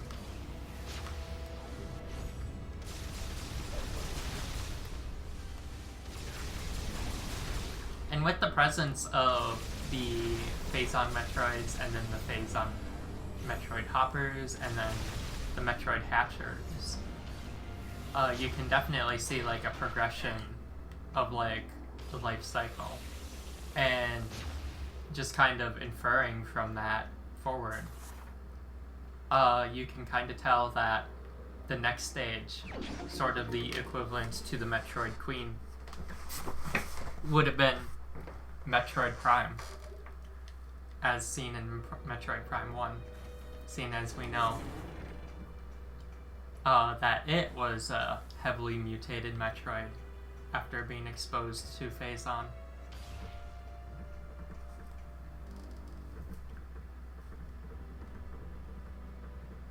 And I think that's like a really cool detail, that we get like the little stages in between, and you can even see the resemblance between these Hopper Metroids and Metroid Prime, with like kind of the crab-like appearance rather than the traditional jellyfish looking design that the Metroids usually have.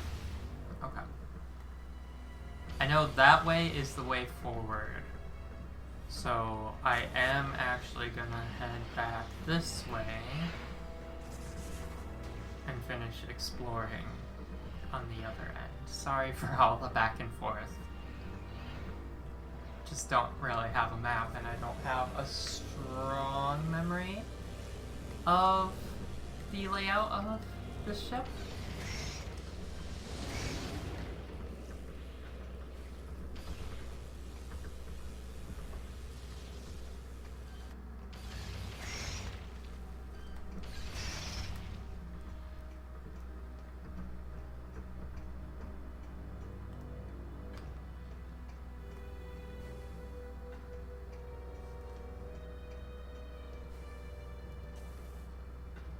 Alright, let's see what's actually through here. Oh, yeah, it's literally just a missile expansion. So, here's the thing that's really nice about Metroid Prime 3. I already mentioned the power cells. Those are the equivalent to the Chozo artifacts and the Sky Temple keys from Prime 1 and Prime 2, respectively. Unlike in Prime 1 and Prime 2, respectively, you don't actually need all of the power cells to beat the game. You only need a certain amount of them. And, you get most of them just along the required path. Because you are required to get several of them, just like to progress through the story. You might have seen me like grab them just doing things like getting the ship missiles way back in Brio, for example. So that means like if you don't care about any of the extra upgrades that you get for getting all of the other power cells, that means you probably don't need to do like an endgame scavenger hunt like you do with all the other games, if you know what you're doing. Which is very, very, very nice. And you can definitely tell Retro Studios kind of took some criticism that the first two games had and definitely applied it there. Which is very nice.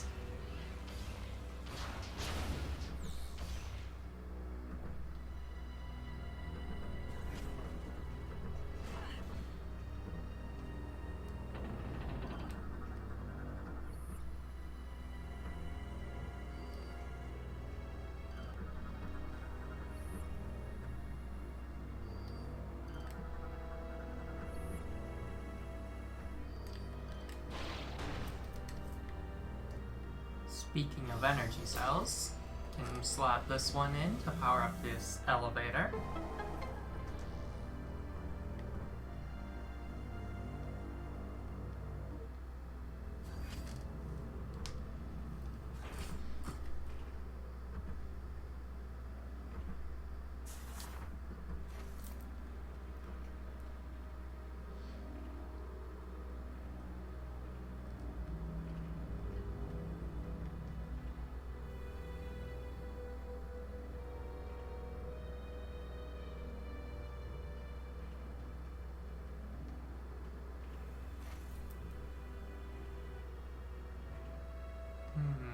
Okay, that's not the one I wanted to take. I think then I want to go this way? Yes, okay. Get another little missile expansion here.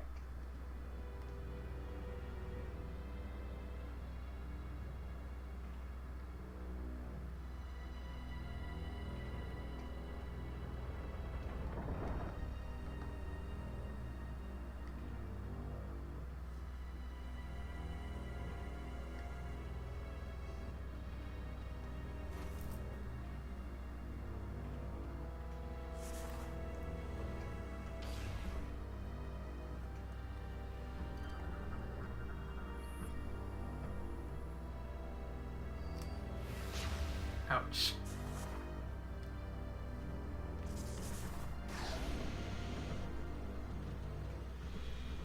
Alright. Got some more Metroids to deal with.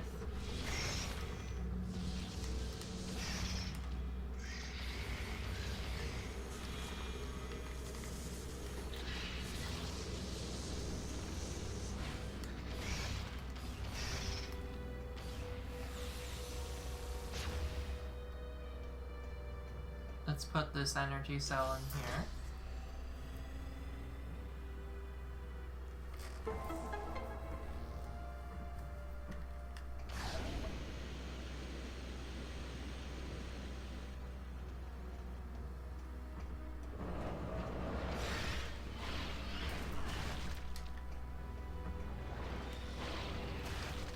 Take out these phasing.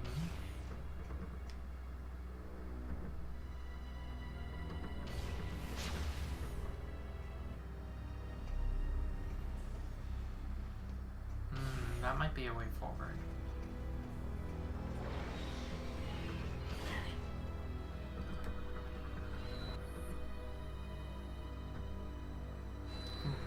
Ouch. Got an energy tank.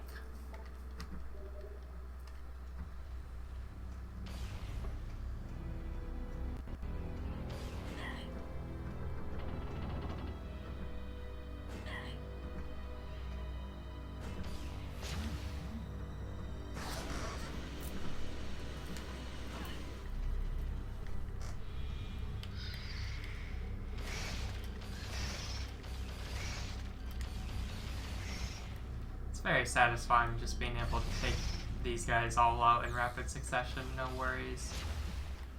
Alright. Use our seeker missiles to hit these.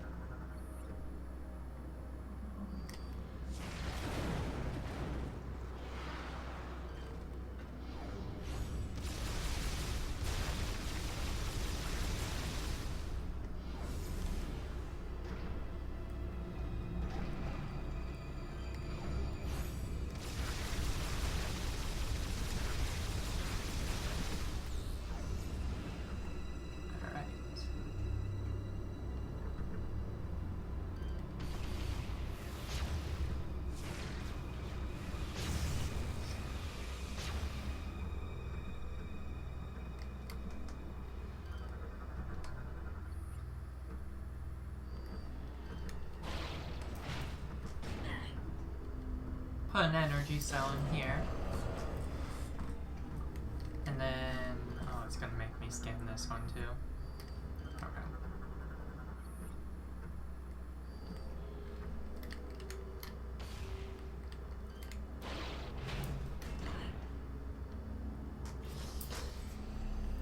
Put a second one in here.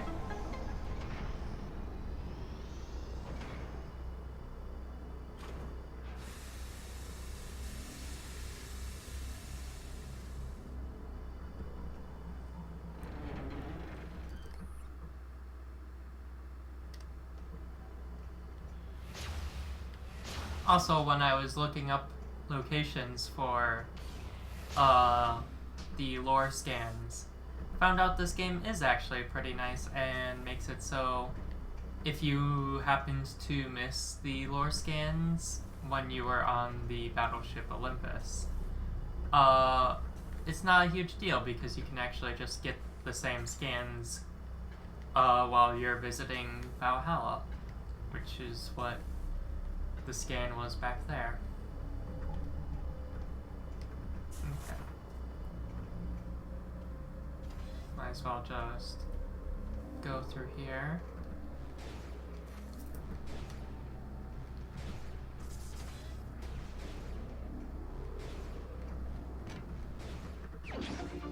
And get the ship missile expansion.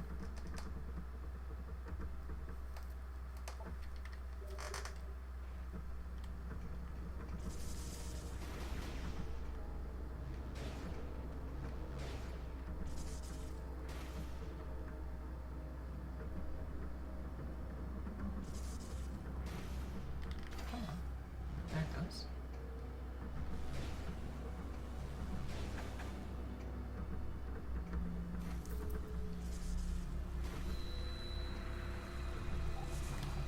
And that takes us right back here.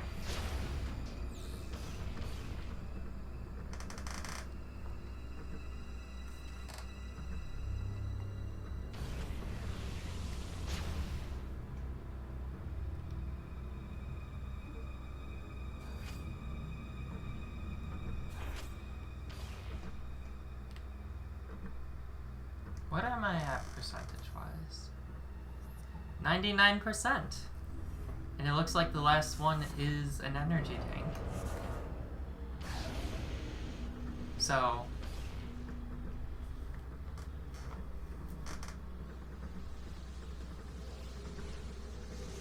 we're almost there.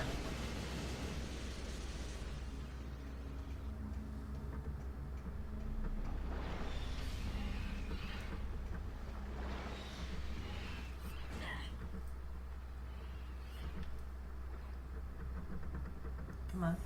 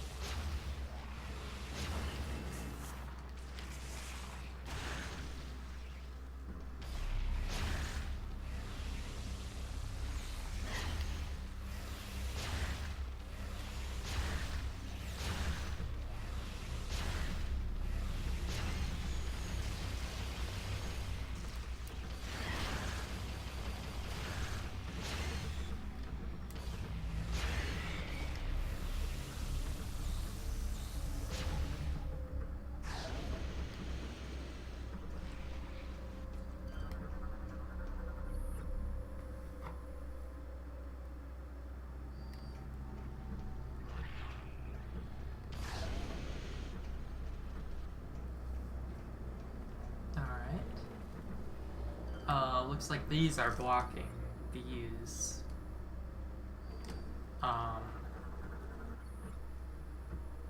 energy cell stations.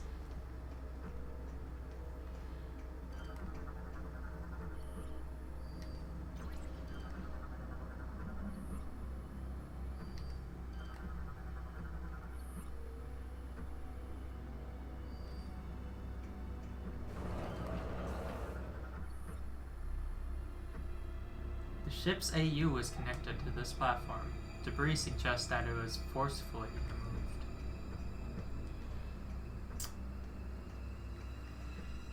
That's reassuring.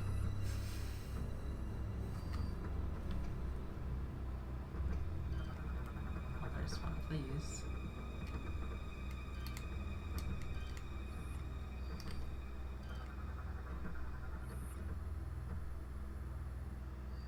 Alright.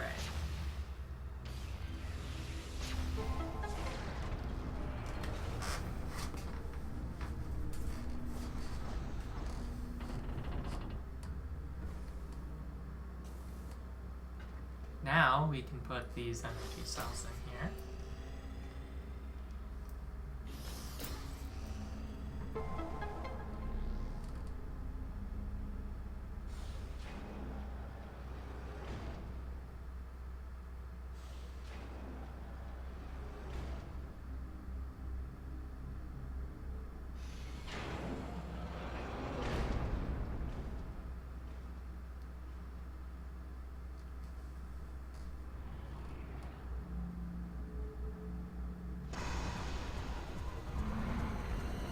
And would you look at that, it's another Metroid Hatcher. Thankfully, we know we can just do this now. And now it's dead!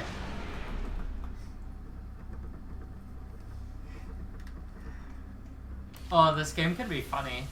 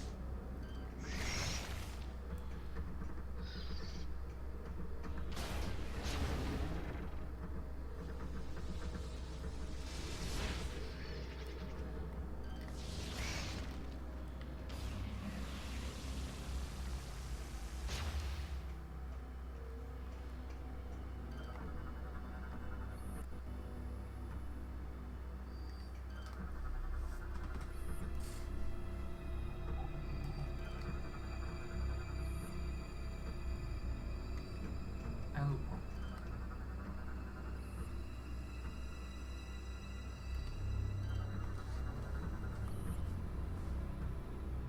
Anhur incident. Planet Ether, home of the Luminoth, was struck by a Phazon meteor 5 decades ago. The impact had catastrophic effects on the already unstable planet, creating a dark twin of the planet and a dire race known as the Ing. A brutal war between the twin planets took place, with the Ing gaining the upper hand. The GFS Tyr went to the sector to investigate pirate activity, but were forced to make an emergency landing on Ether. Shortly after, the entire crew of Tyr was attacked and annihilated by the Ing. Hunter Samus Aran was sent to investigate it, and wound up entangled in the local conflict. Aran fought against both space pirates and Ing, and arose victorious. Ether's dark twin vanished, taking with it the Ing horde. The planet's peace was finally restored. After the Ether incident, the Federation sent the GFS Anhur back to Ether to deal with the pirate base. Excuse me. Upon arrival, the crew and Marines of the Anhur assisted the native Luminoth in dismantling an abandoned space pirate mining facility. During the operation, the crew detected the presence of Phazon. The ship's crew investigated and collected several kilograms of ore, which would later lead to the development of the PED.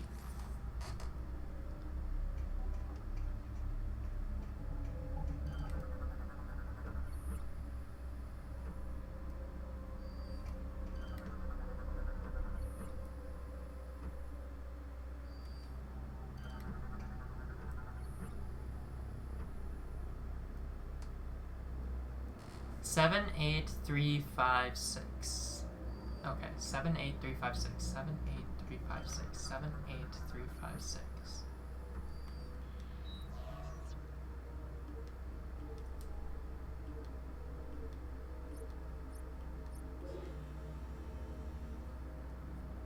Data log entry G46743.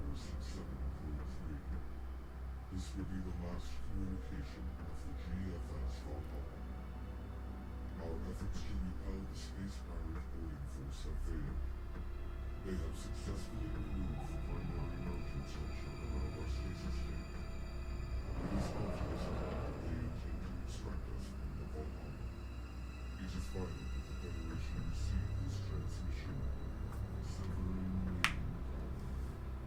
A large bioform is creating a wormhole, implants into sentient planet which is the source of all Phazon. Darkness coming. Oh, fuck.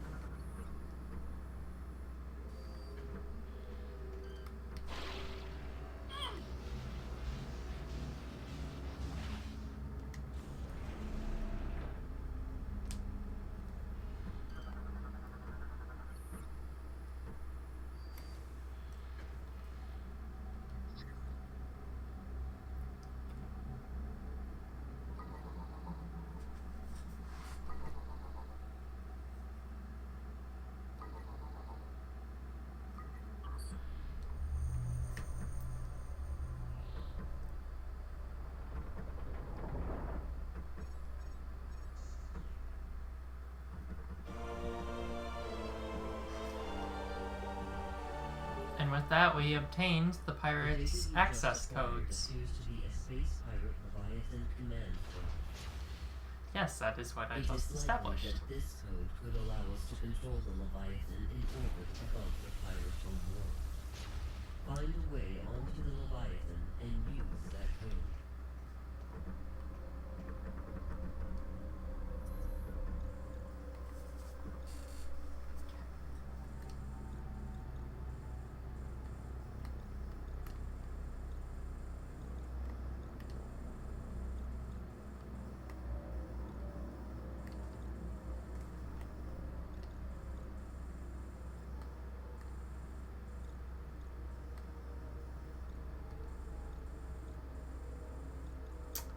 Where is there another energy tank that I didn't grab?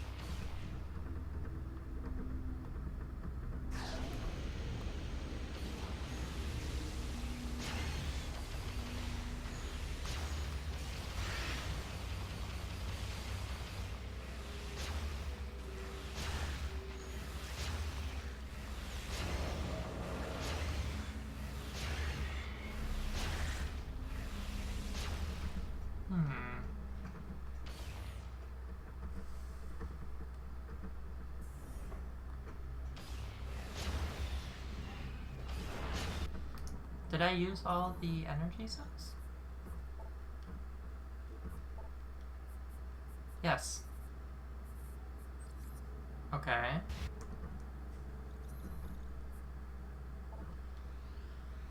Did I miss one on a different planet?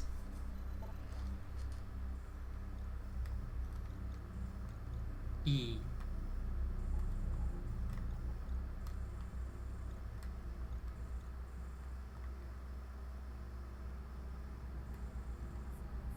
Not on Norian.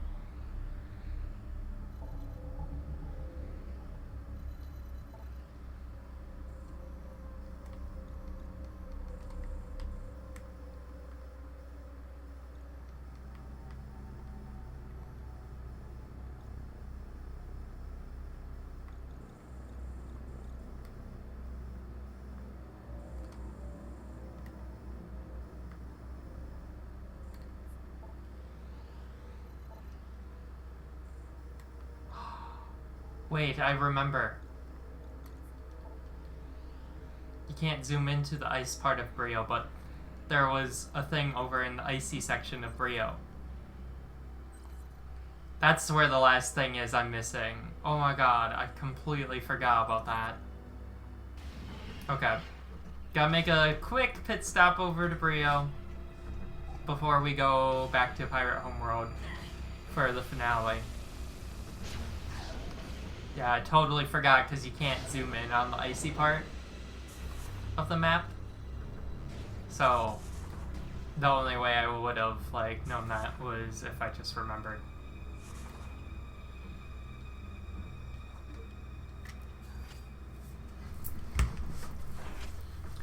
Because there was a room with spider ball tracks. And we didn't have spider ball at the time. So it's just like, oh, well, just gotta remember that for later. And then in the course of the following week, I forgore.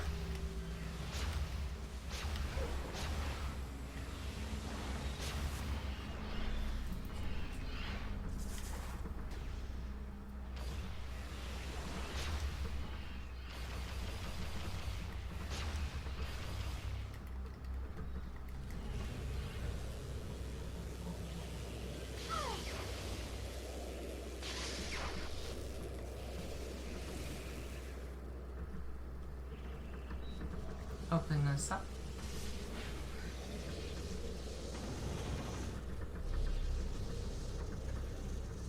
Again, taking just a minute to appreciate how fucked up Samus's face looks.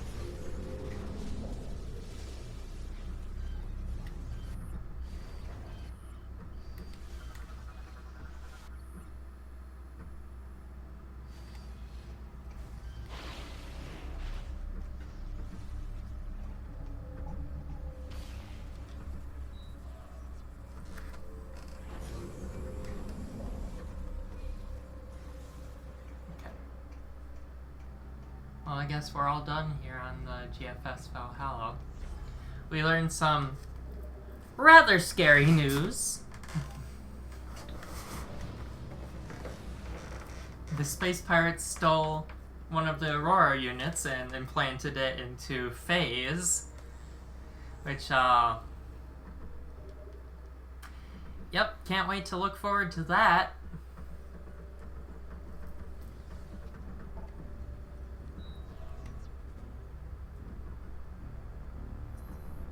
Alright. Quick pit stop to Brio.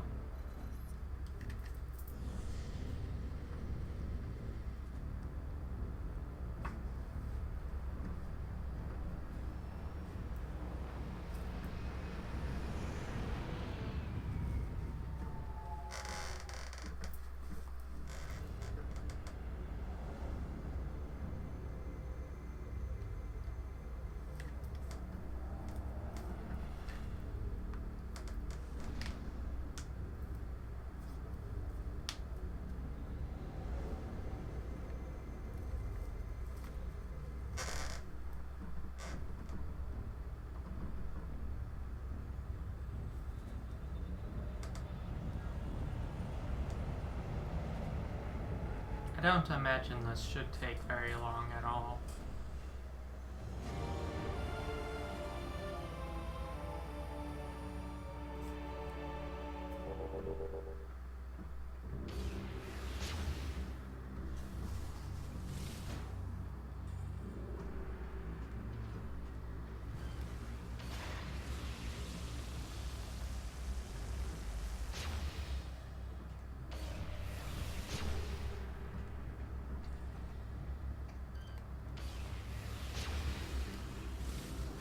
Bonk.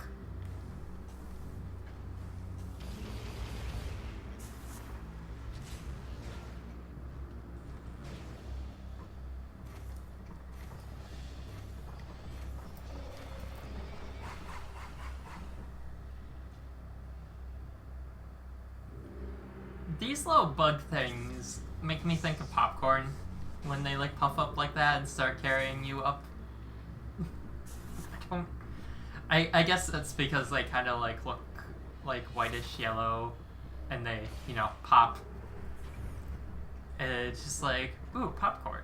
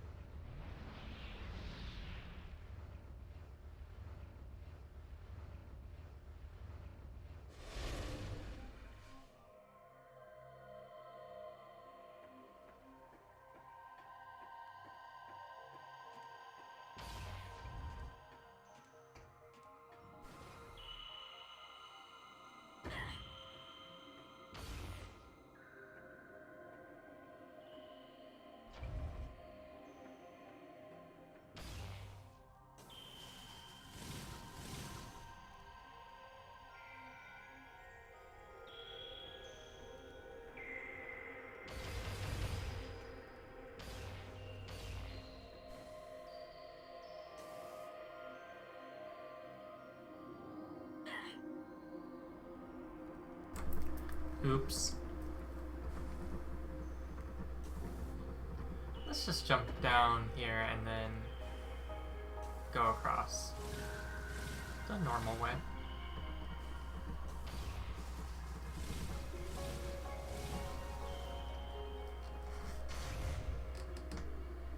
Okay.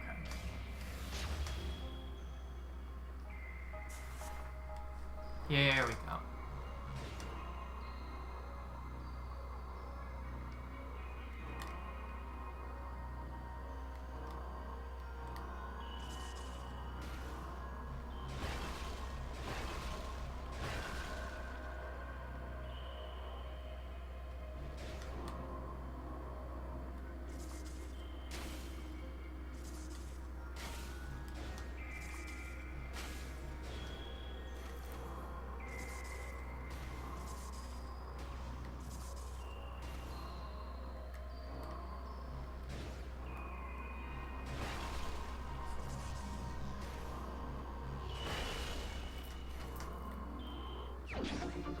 And there's the last item that we needed. Finally, bringing us to 100% of all items. And a cool little special secret ending.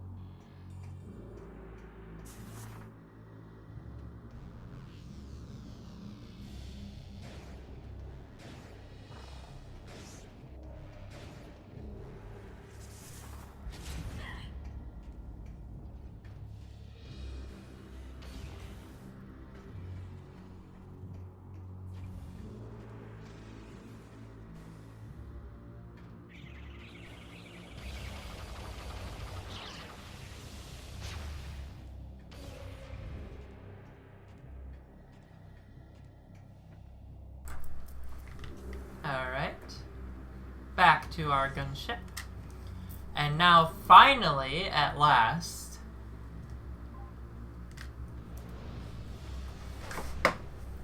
we can go forward towards the finale.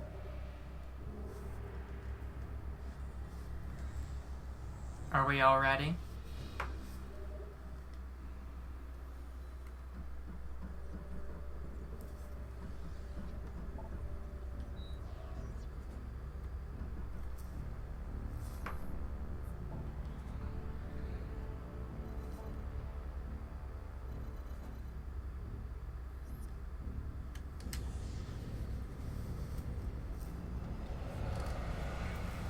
We got the Space Pirate command codes, and we have a way to access their Leviathan.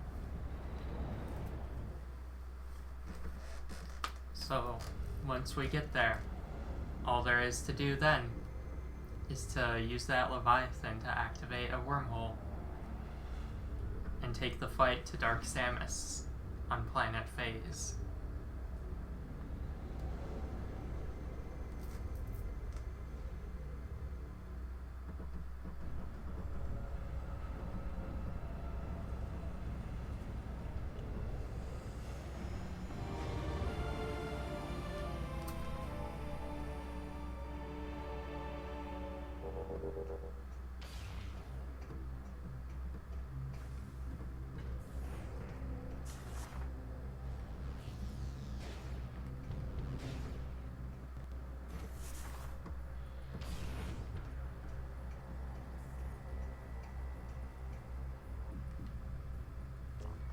Press the middle elevator button.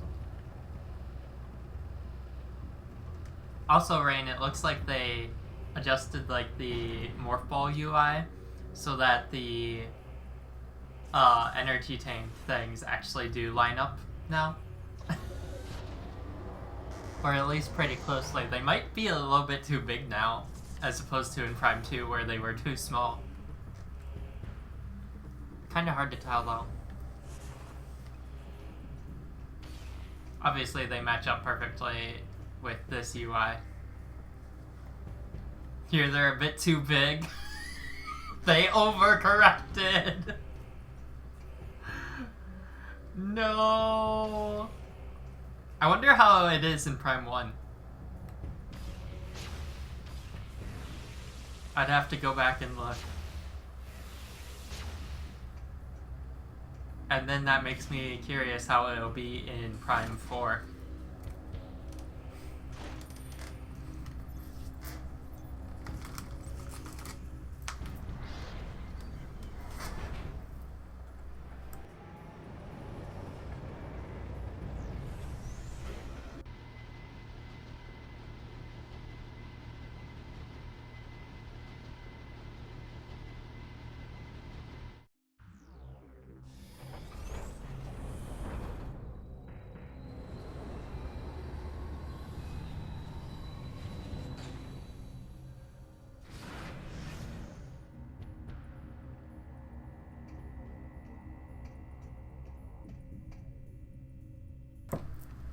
Yeah, I may or may not have seen Grace buy the game while we were shopping.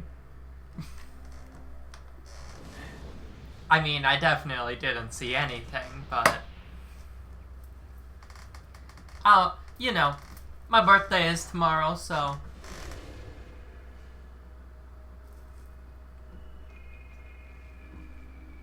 Alright.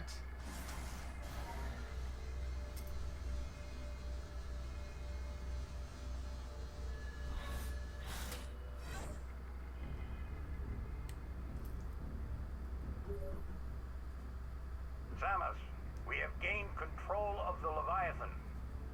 Now we'll be able to open a wormhole and warp to Phase. It's time to end this.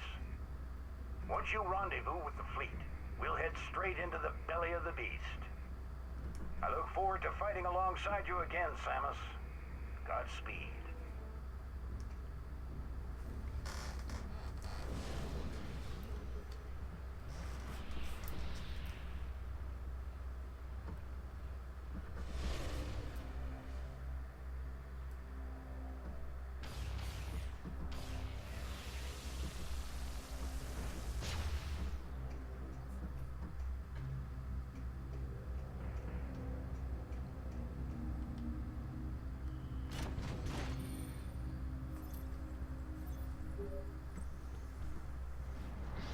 Oh. Alex, Samus, wait, before you...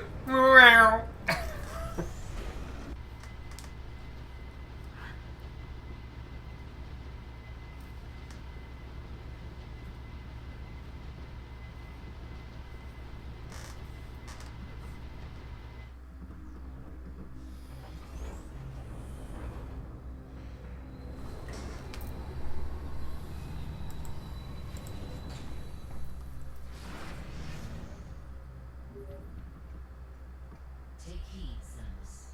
Once you join the fleet and the wormhole to Phase is opened, there is no turning back. Please be sure to prepare yourself. We wish you the best of luck. Well, I'd say we're about as prepared as we can be. Considering we got 100% in all.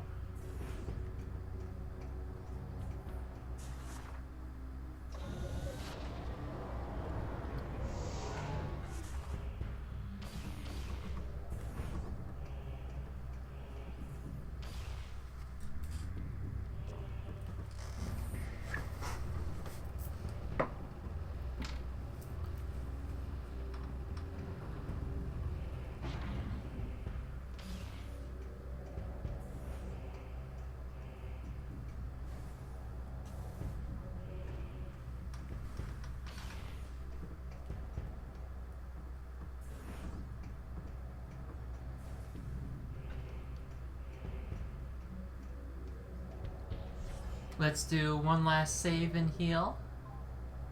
And then enter our ship.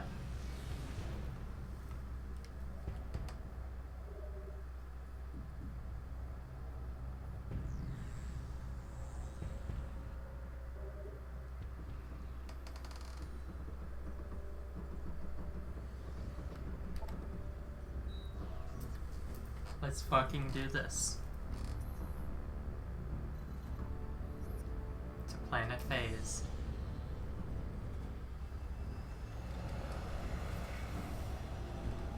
source of the problem of all three of these Metroid Prime games. And the source of all Phazon. And by extension, Dark Samus. In a sense.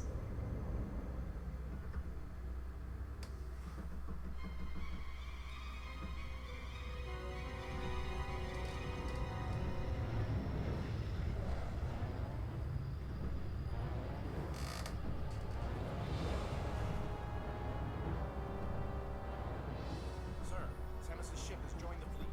Thank you, Ensign. Leviathan Command, you are clear to fire the portal beam. Once the wormhole is open, order all ships to enter. Affirmative, Admiral. Message to all ships. Prepare for entry. Maintain battle formation tight.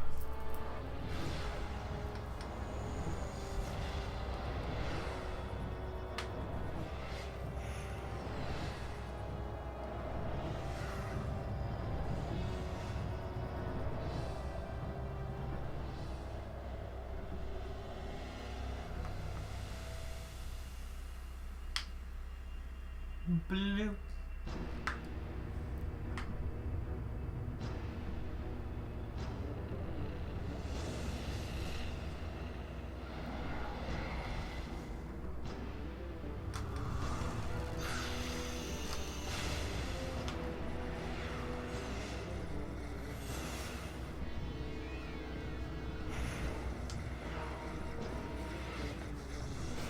Big Blue from the hit racing game F-Zero.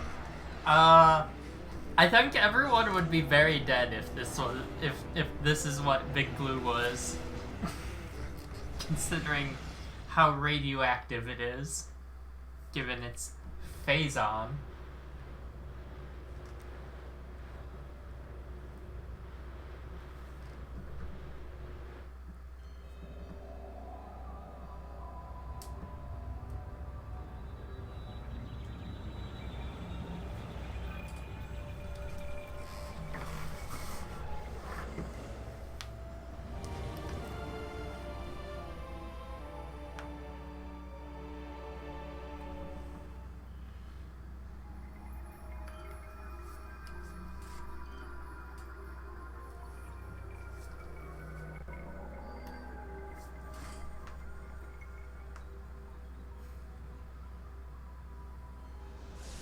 Uh-oh. Oh, that's not very good.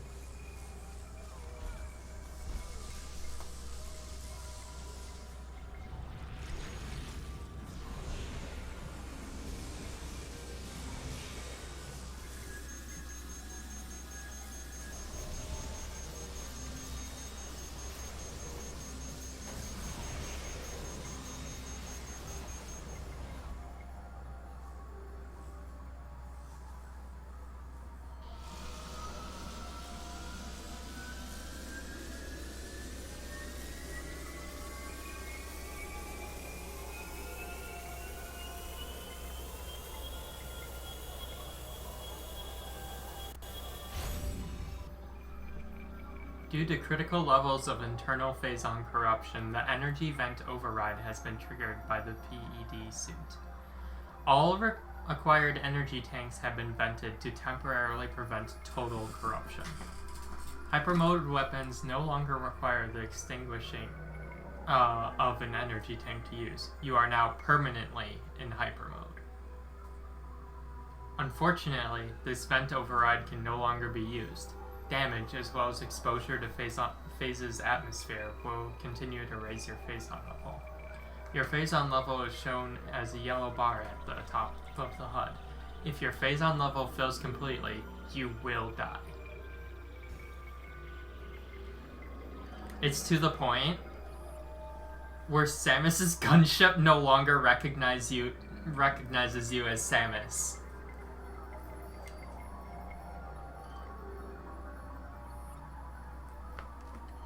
So we have a limited time here on Phase. So we better start moving. I'm dying, but let me scan everything. Yeah. Yeah. I mean, that's just the Metroid Prime gameplay cycle. Mm-hmm. Also, yeah, I'm here. Hi! I'm just quiet. She's just been vibing. Yeah.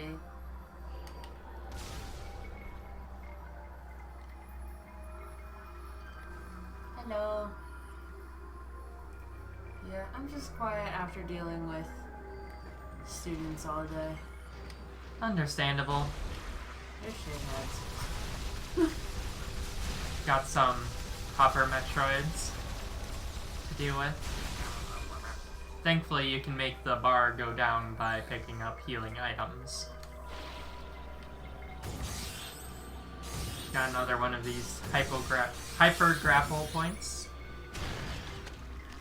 I think those are the only two in the game. Well, besides the tutorial one.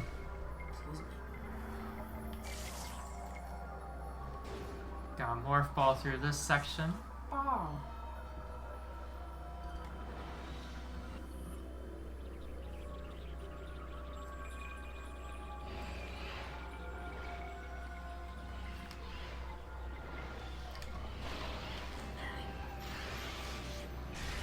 Can do that to also drain the bar a little bit. On the hardest difficulty, this part of game genuinely, like, pissed me the fuck off. Like, it was so difficult even just to get to Dark Samus. Because you take so much more damage and everything has so much more health, which means you're using that much more Phazon, which drains your thing even faster. So, yeah, I don't really recommend the hardest difficulty setting in this game. Or any of the Prime games, really. I think it's just kind of, like, boring. Because it's just, like, everything has a lot of health and also does more damage to you, and that's it. It makes a lot of the fights just really drawn out.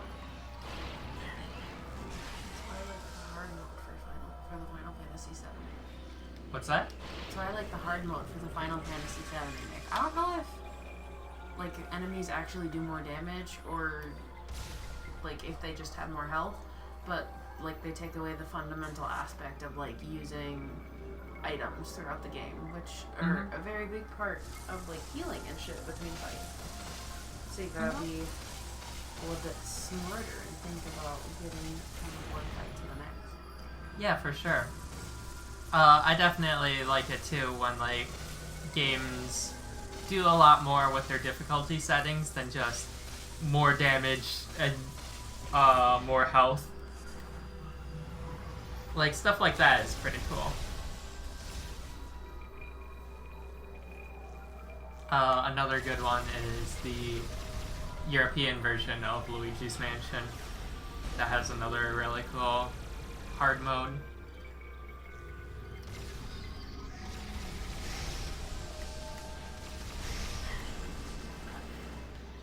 What am I hit by?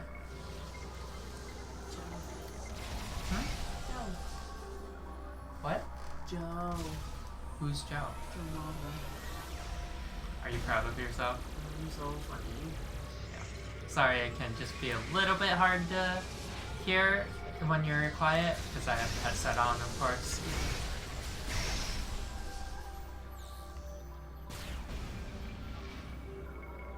I'm also just trying to be quiet so I'm not distracting you too much. Oh no, it's fine. If you're a little bit louder, you should be able to pick up on the mic a bit better too. Oh my god, I forgot to tell you. I was like almost late to work today because there was a huge accident on the highway and I couldn't take my normal exit because there were police cars blocking it, and I couldn't take the exit from my parents' house because it was so blocked up by traffic. So I had to take the exit to go to my parents' house, circle back to go through town to take the exit like just before the Target exit. Oh my god. There was just like this really bad accident apparently. Well, I'm glad you figured it out, because, oh my god, that... Yeah, I was like, how am I getting to work? That doesn't sound like it's a fun situation to be dealing with. It was not. That's another reason why I'm hoping that school's canceled tomorrow. Because we're also apparently supposed to get like freezing rain too. Ooh. So Okay, yeah, I almost guarantee that you're gonna yeah, so 4 to have 7 school be canceled 4 to tomorrow. 7 inches of snow and possibly freezing rain. Yeah. I'd say that sounds like And we're gonna be in a winter storm warning from like midnight until 6 o'clock in the morning.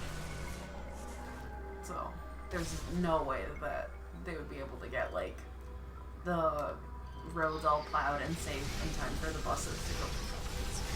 that really works out though, because that means we get to spend a lot more time together on my birthday. Yeah.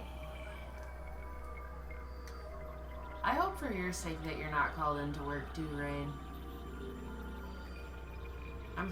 If we do have school tomorrow, I'm thinking about calling in sick. Wink, wink, nudge, nudge.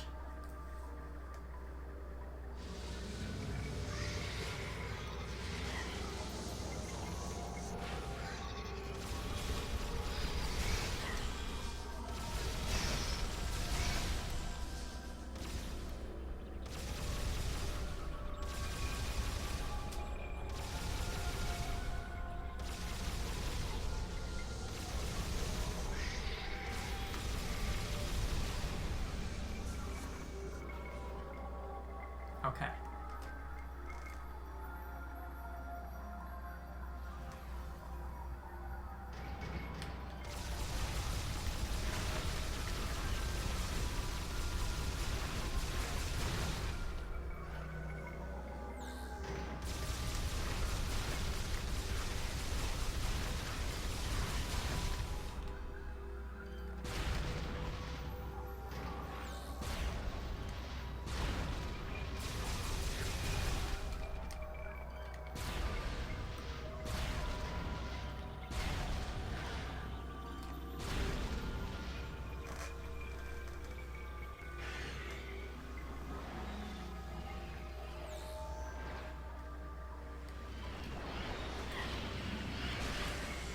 Thankfully we can heal up some of the phase-on damage, whatever you would want to call it in this instance, by taking those guys out.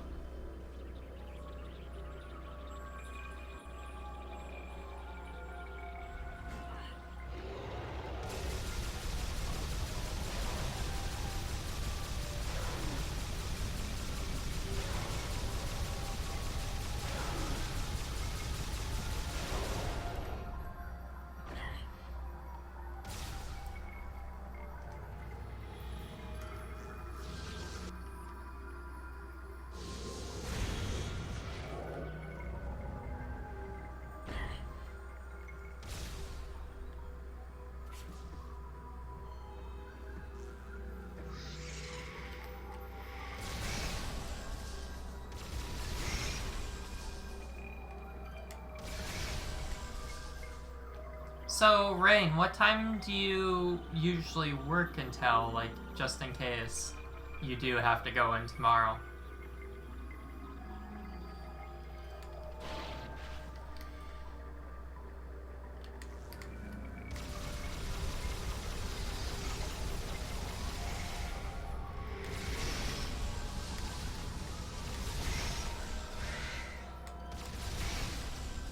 Hustle. What we have here is essentially an infant Leviathan seed.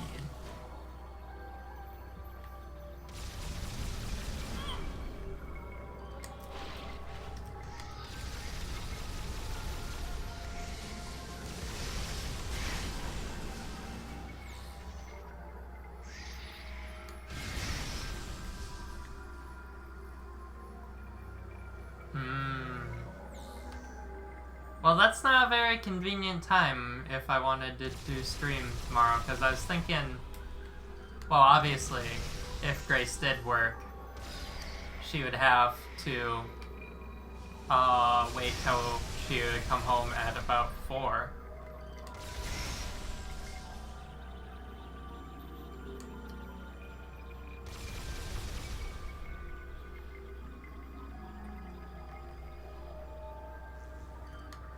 Another thing that's here These husks are identical to the bioform you encountered within the crater on Talon 4, also known as Metroid Prime.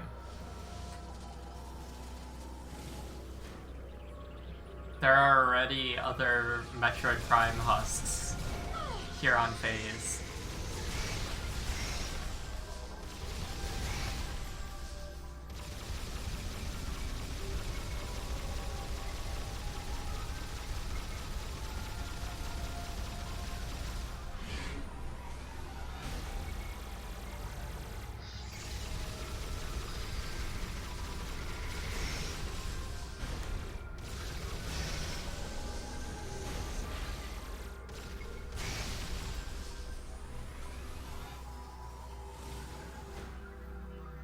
Here you can see another one of them.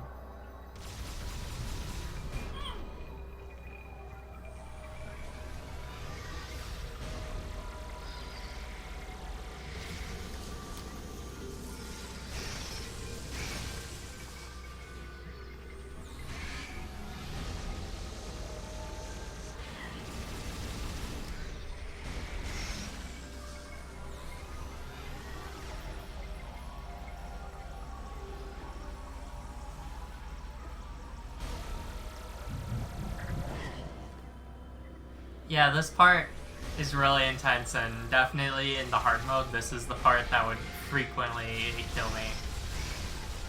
Just because of how persistent the Metroids are, how much health the infant Leviathan has. Finally took it out.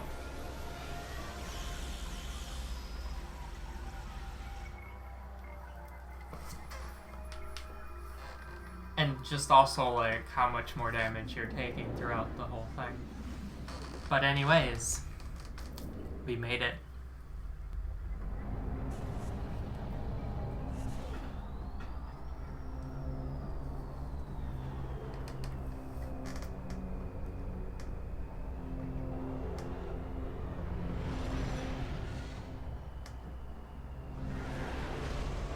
Why, hello, Dark Samus.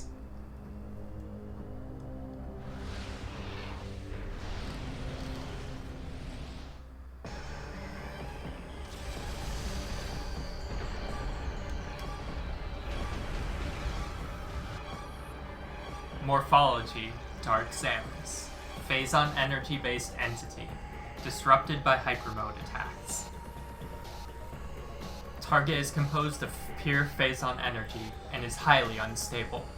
Scans indicate that hypermode attacks are capable of disrupting her, likely a result of hypermode being energized by Samus's body. Dark Samus is capable of generating echoes of herself to aid her in battle. These units will be used as increased firepower and act as distractions while she replenishes her energy. They should be destroyed immediately. She is capable of absorbing energy from Phase to replenish her own.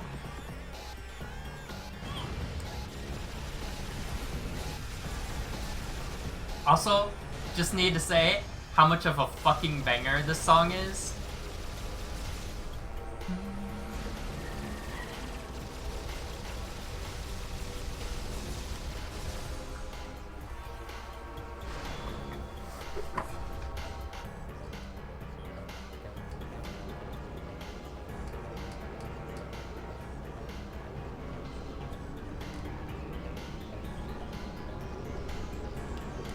In a sense.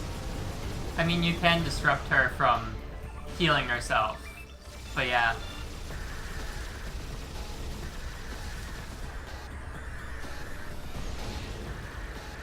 Using a lot of her attacks from her boss fights in Prime 2, but now for her new cool thing she does in this game. They even reference it in one of her Smash Bros. Victory screens, which is cool. Of course, we want to take out her Dark Echoes before they can do too much.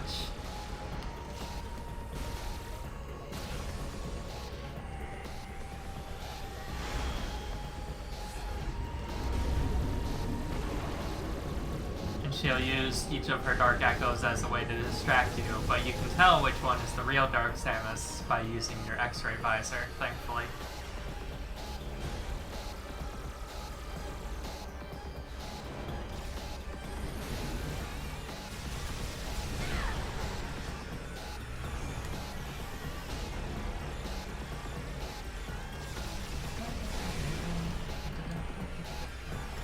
got 2 Dark Echoes now. I guess I should scan those, huh? Facsimile created by Dark Samus.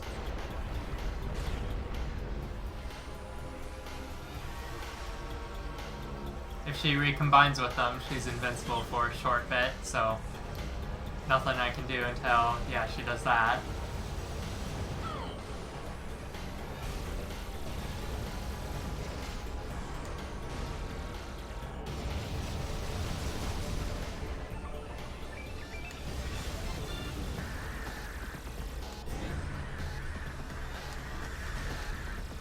She's doing the AA pose to assert her dominance.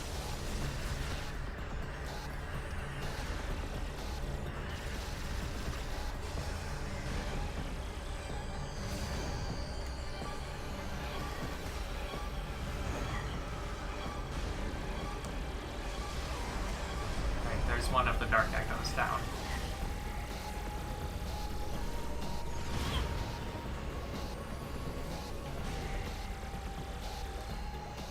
She's recombining.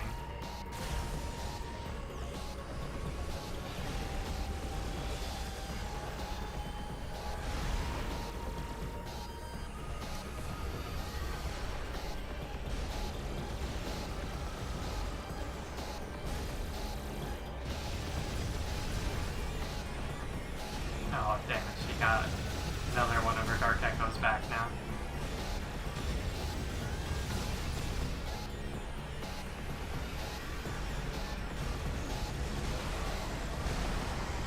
Alright, destroyed both of them. So now I can just focus on Dark Samus and she won't be invincible. Alright, she's gonna heal herself. Let's see, the real one is right there.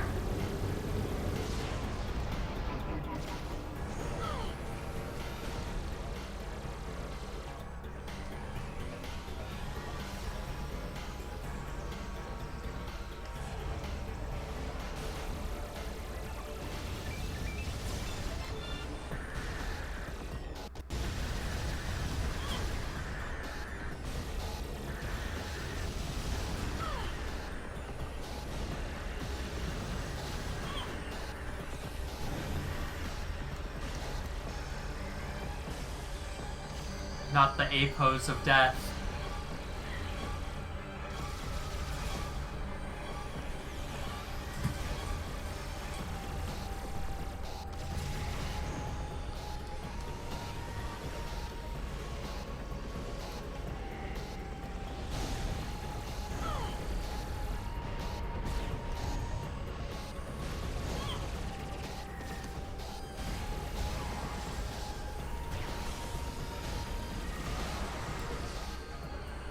Alright.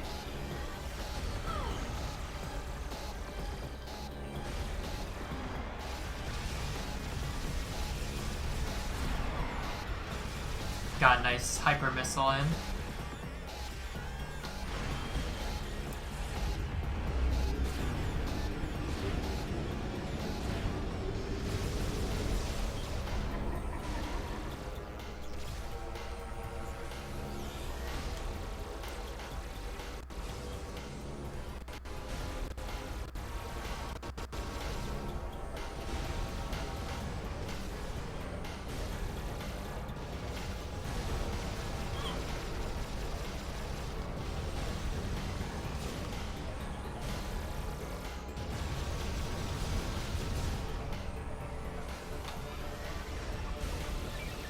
Let's see if I can just finish her off. Let's fucking go.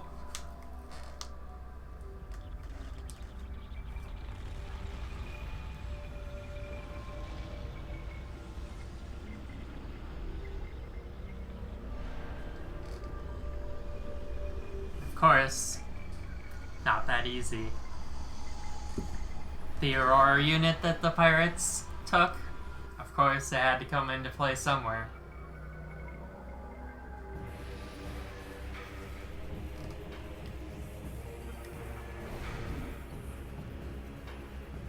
Aurora Unit 313. Patch on its head protects core. Damage core to sever cables. has somehow been fused with the bioessence of Dark Samus. While combat shields protect most of the unit, a weak spot has been detected at the cable junction. Damaging the unit's core will expose this point, but the core itself is protected by an armored hatch. Tentacle ports can be damaged to initiate stunning cerebral feedback pulses within the target. While incapacitated, the hatch will be unprotected and able to be pulled open. This unit has been heavily mutated by phazon exposure. It appears to be symbiotically connected to planet phase as well.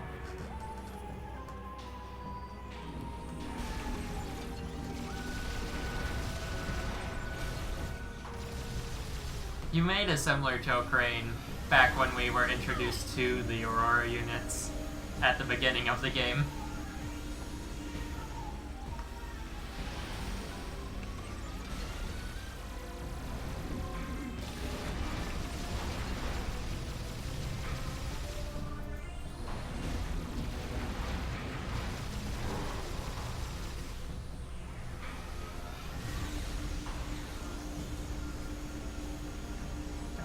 Stay out of the way of that laser.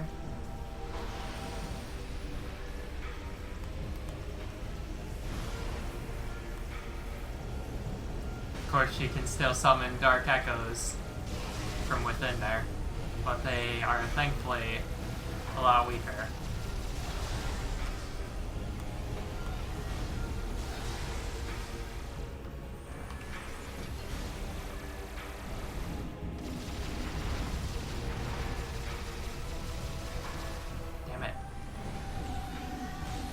Might be more worth it to just like focus my shots on like, yeah.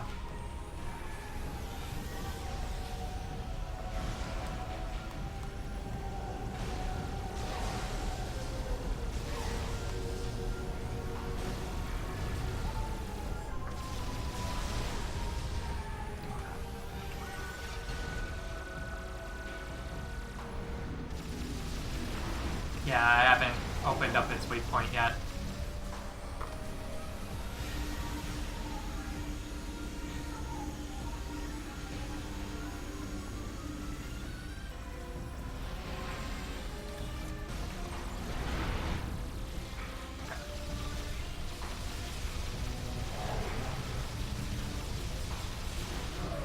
Okay. And now, rip that open. And let all hell loose on this fucker.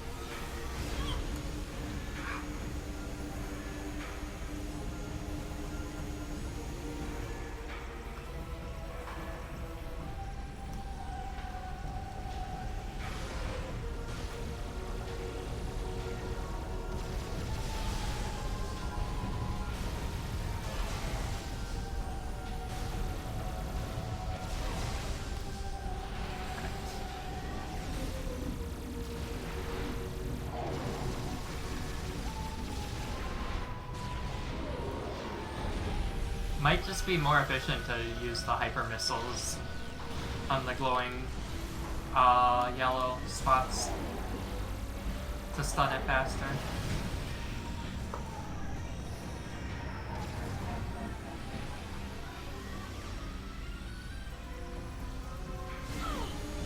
Ooh.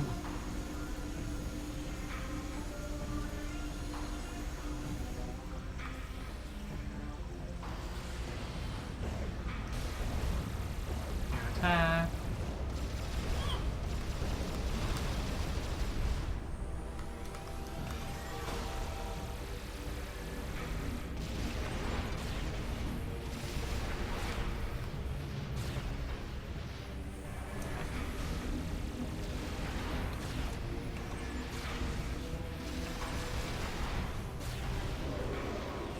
Yeah, that's a lot more efficient.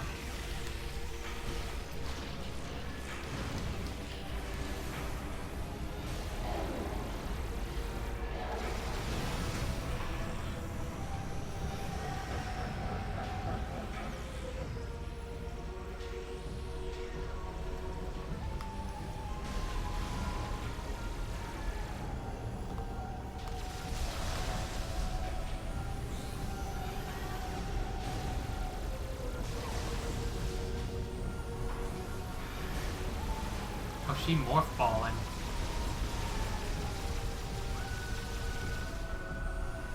Okay.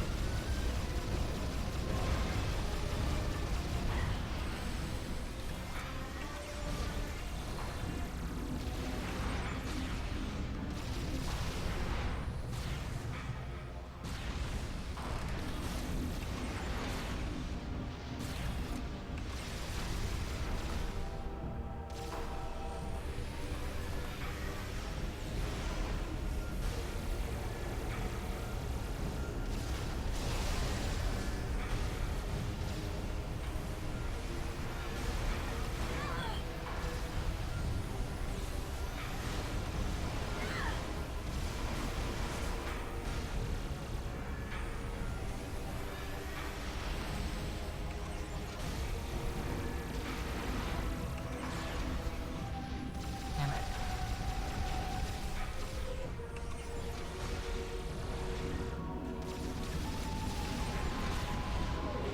Okay. With any luck.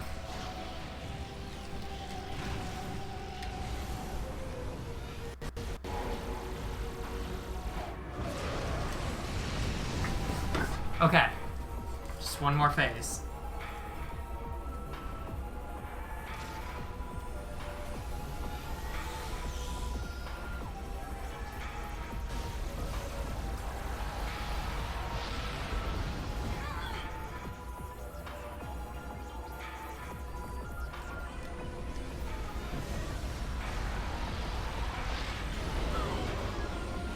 Stun it, and then get around the back.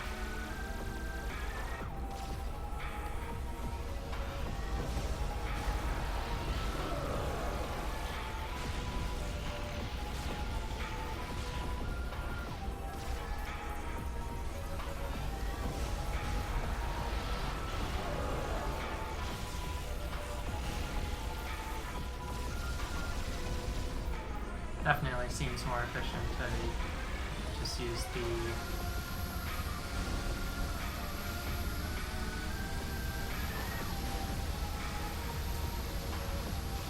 beam on the weak point.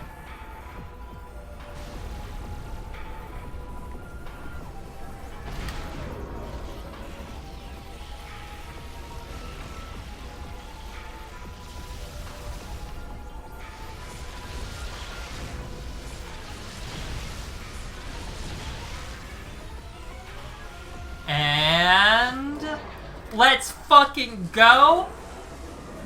Woo.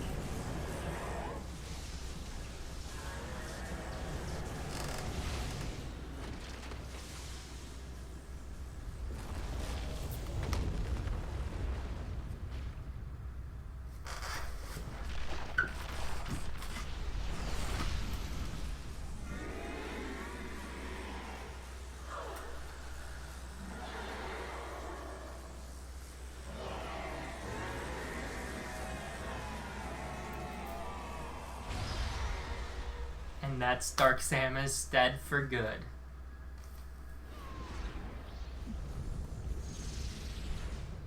And with Dark Samus's death, all the Phazon 2 gets destroyed.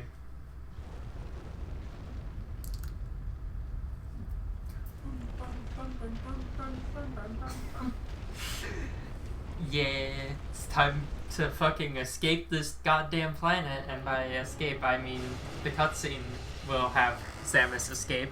Is it really a Metroid game if the planet doesn't blow up at the end of it? Or something doesn't blow up at least. Yeah. Spikes in multiple locations on the planet. It's a chain reaction. It's accelerating. The planet's going to explode. Order the fleet to disengage and prepare to retreat. Activate the Leviathan's warp field. Get us out of here.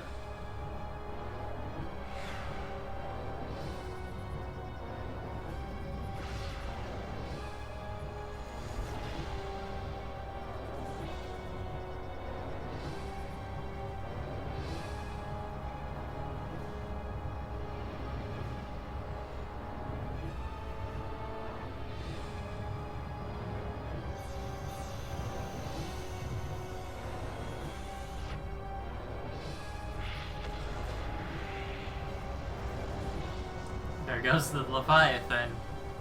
But thankfully I already opened up the wormhole, so we're all good and fine now.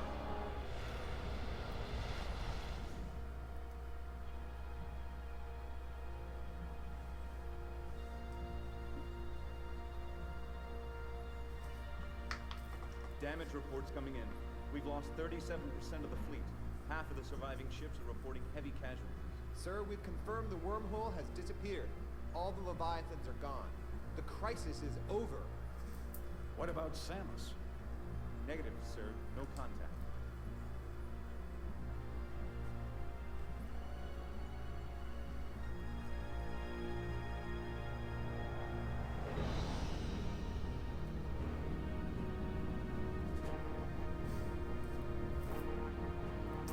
Hell yeah. We're receiving a transmission from Samus's ship.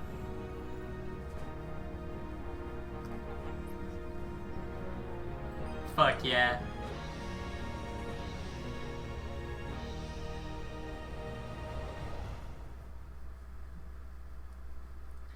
Did you really think Samus was dead? And now we get the special endings because I went out of my way to actually get everything. One will be post-credits as with other games. But for getting 75%, you get a nice little moment. Samus remembering all the other hunters.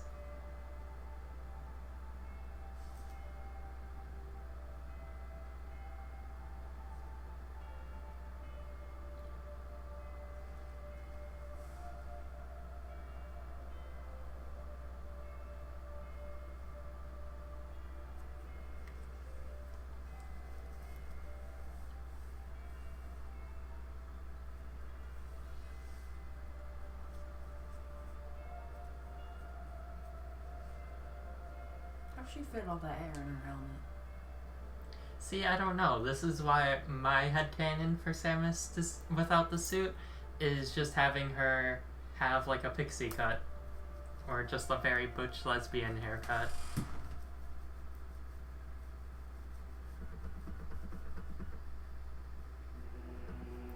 That was Metroid Prime 3!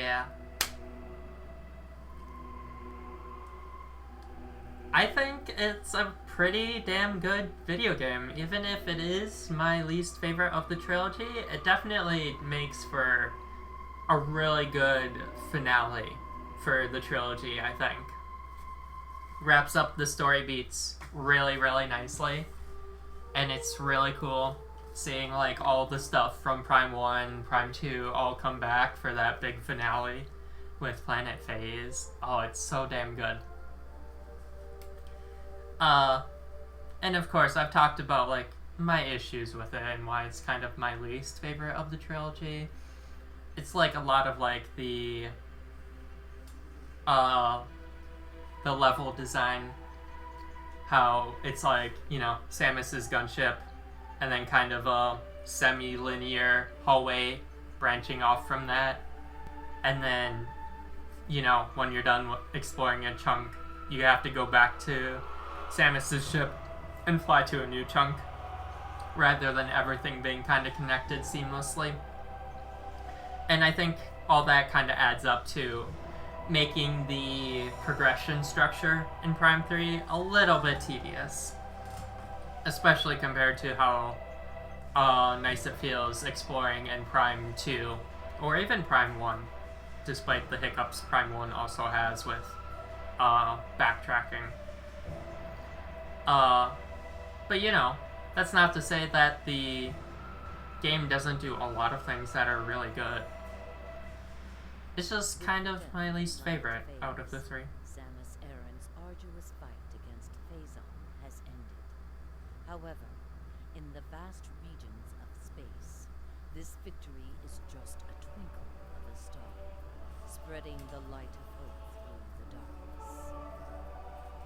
I always forget about that little narration bit in the credits. But as I did mention, the whole arc with Phazon is now complete. So that leaves us starting a new arc. Which is something that we will be figuring out and seeing with Metroid Prime 4. And I'm really excited to see where the story goes. And I'm also curious to see if they're gonna have, like, you know, a new trilogy for the Metroid Prime games. Or if Prime 4 is just gonna kind of be its own standalone story.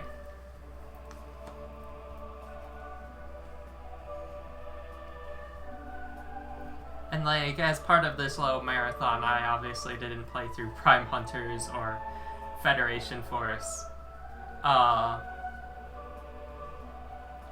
you know, on stream. I did play through Hunters on my own time, because the character Silex, who we know is in Prime 4, originates from Hunters.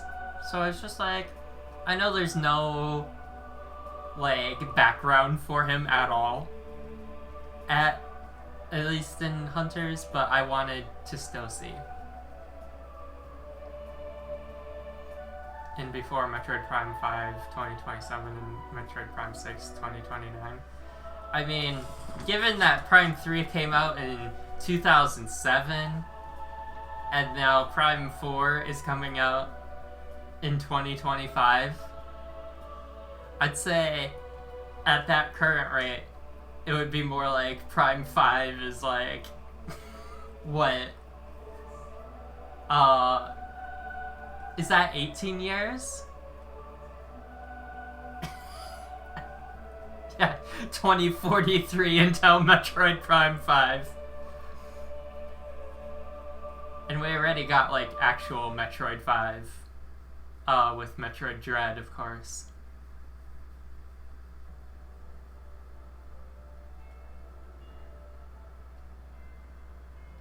And now for the 100% ending.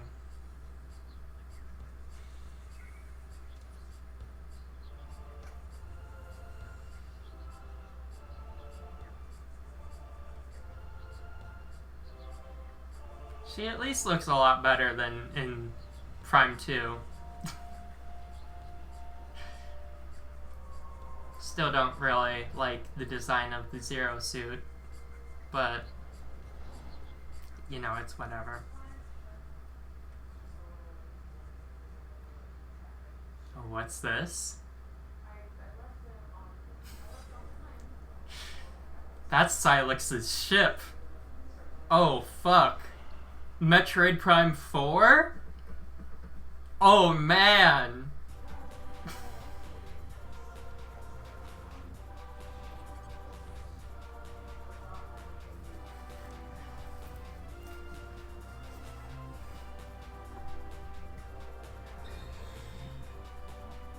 Well, now we have to wait till Metroid Prime 4 comes out so that we can see what Samus is going to do with this Silex character who is from Metroid Prime Hunters. Oh, what's that? Oh, it's already out now? Holy shit. That was real fast. I mean, you mean to say that they released the game and immediately released another one? Wow. I'm sure glad we didn't have to wait 18 years to get Metroid Prime 4 and figure out what that cliffhanger was about. I guess that just means we'll have to play through Metroid Prime 4 tomorrow. But enough joking. Tomorrow we'll be streaming Metroid Prime 4 for my birthday. It'll probably be early afternoon. So, I hope to see you all there. But for now, bye.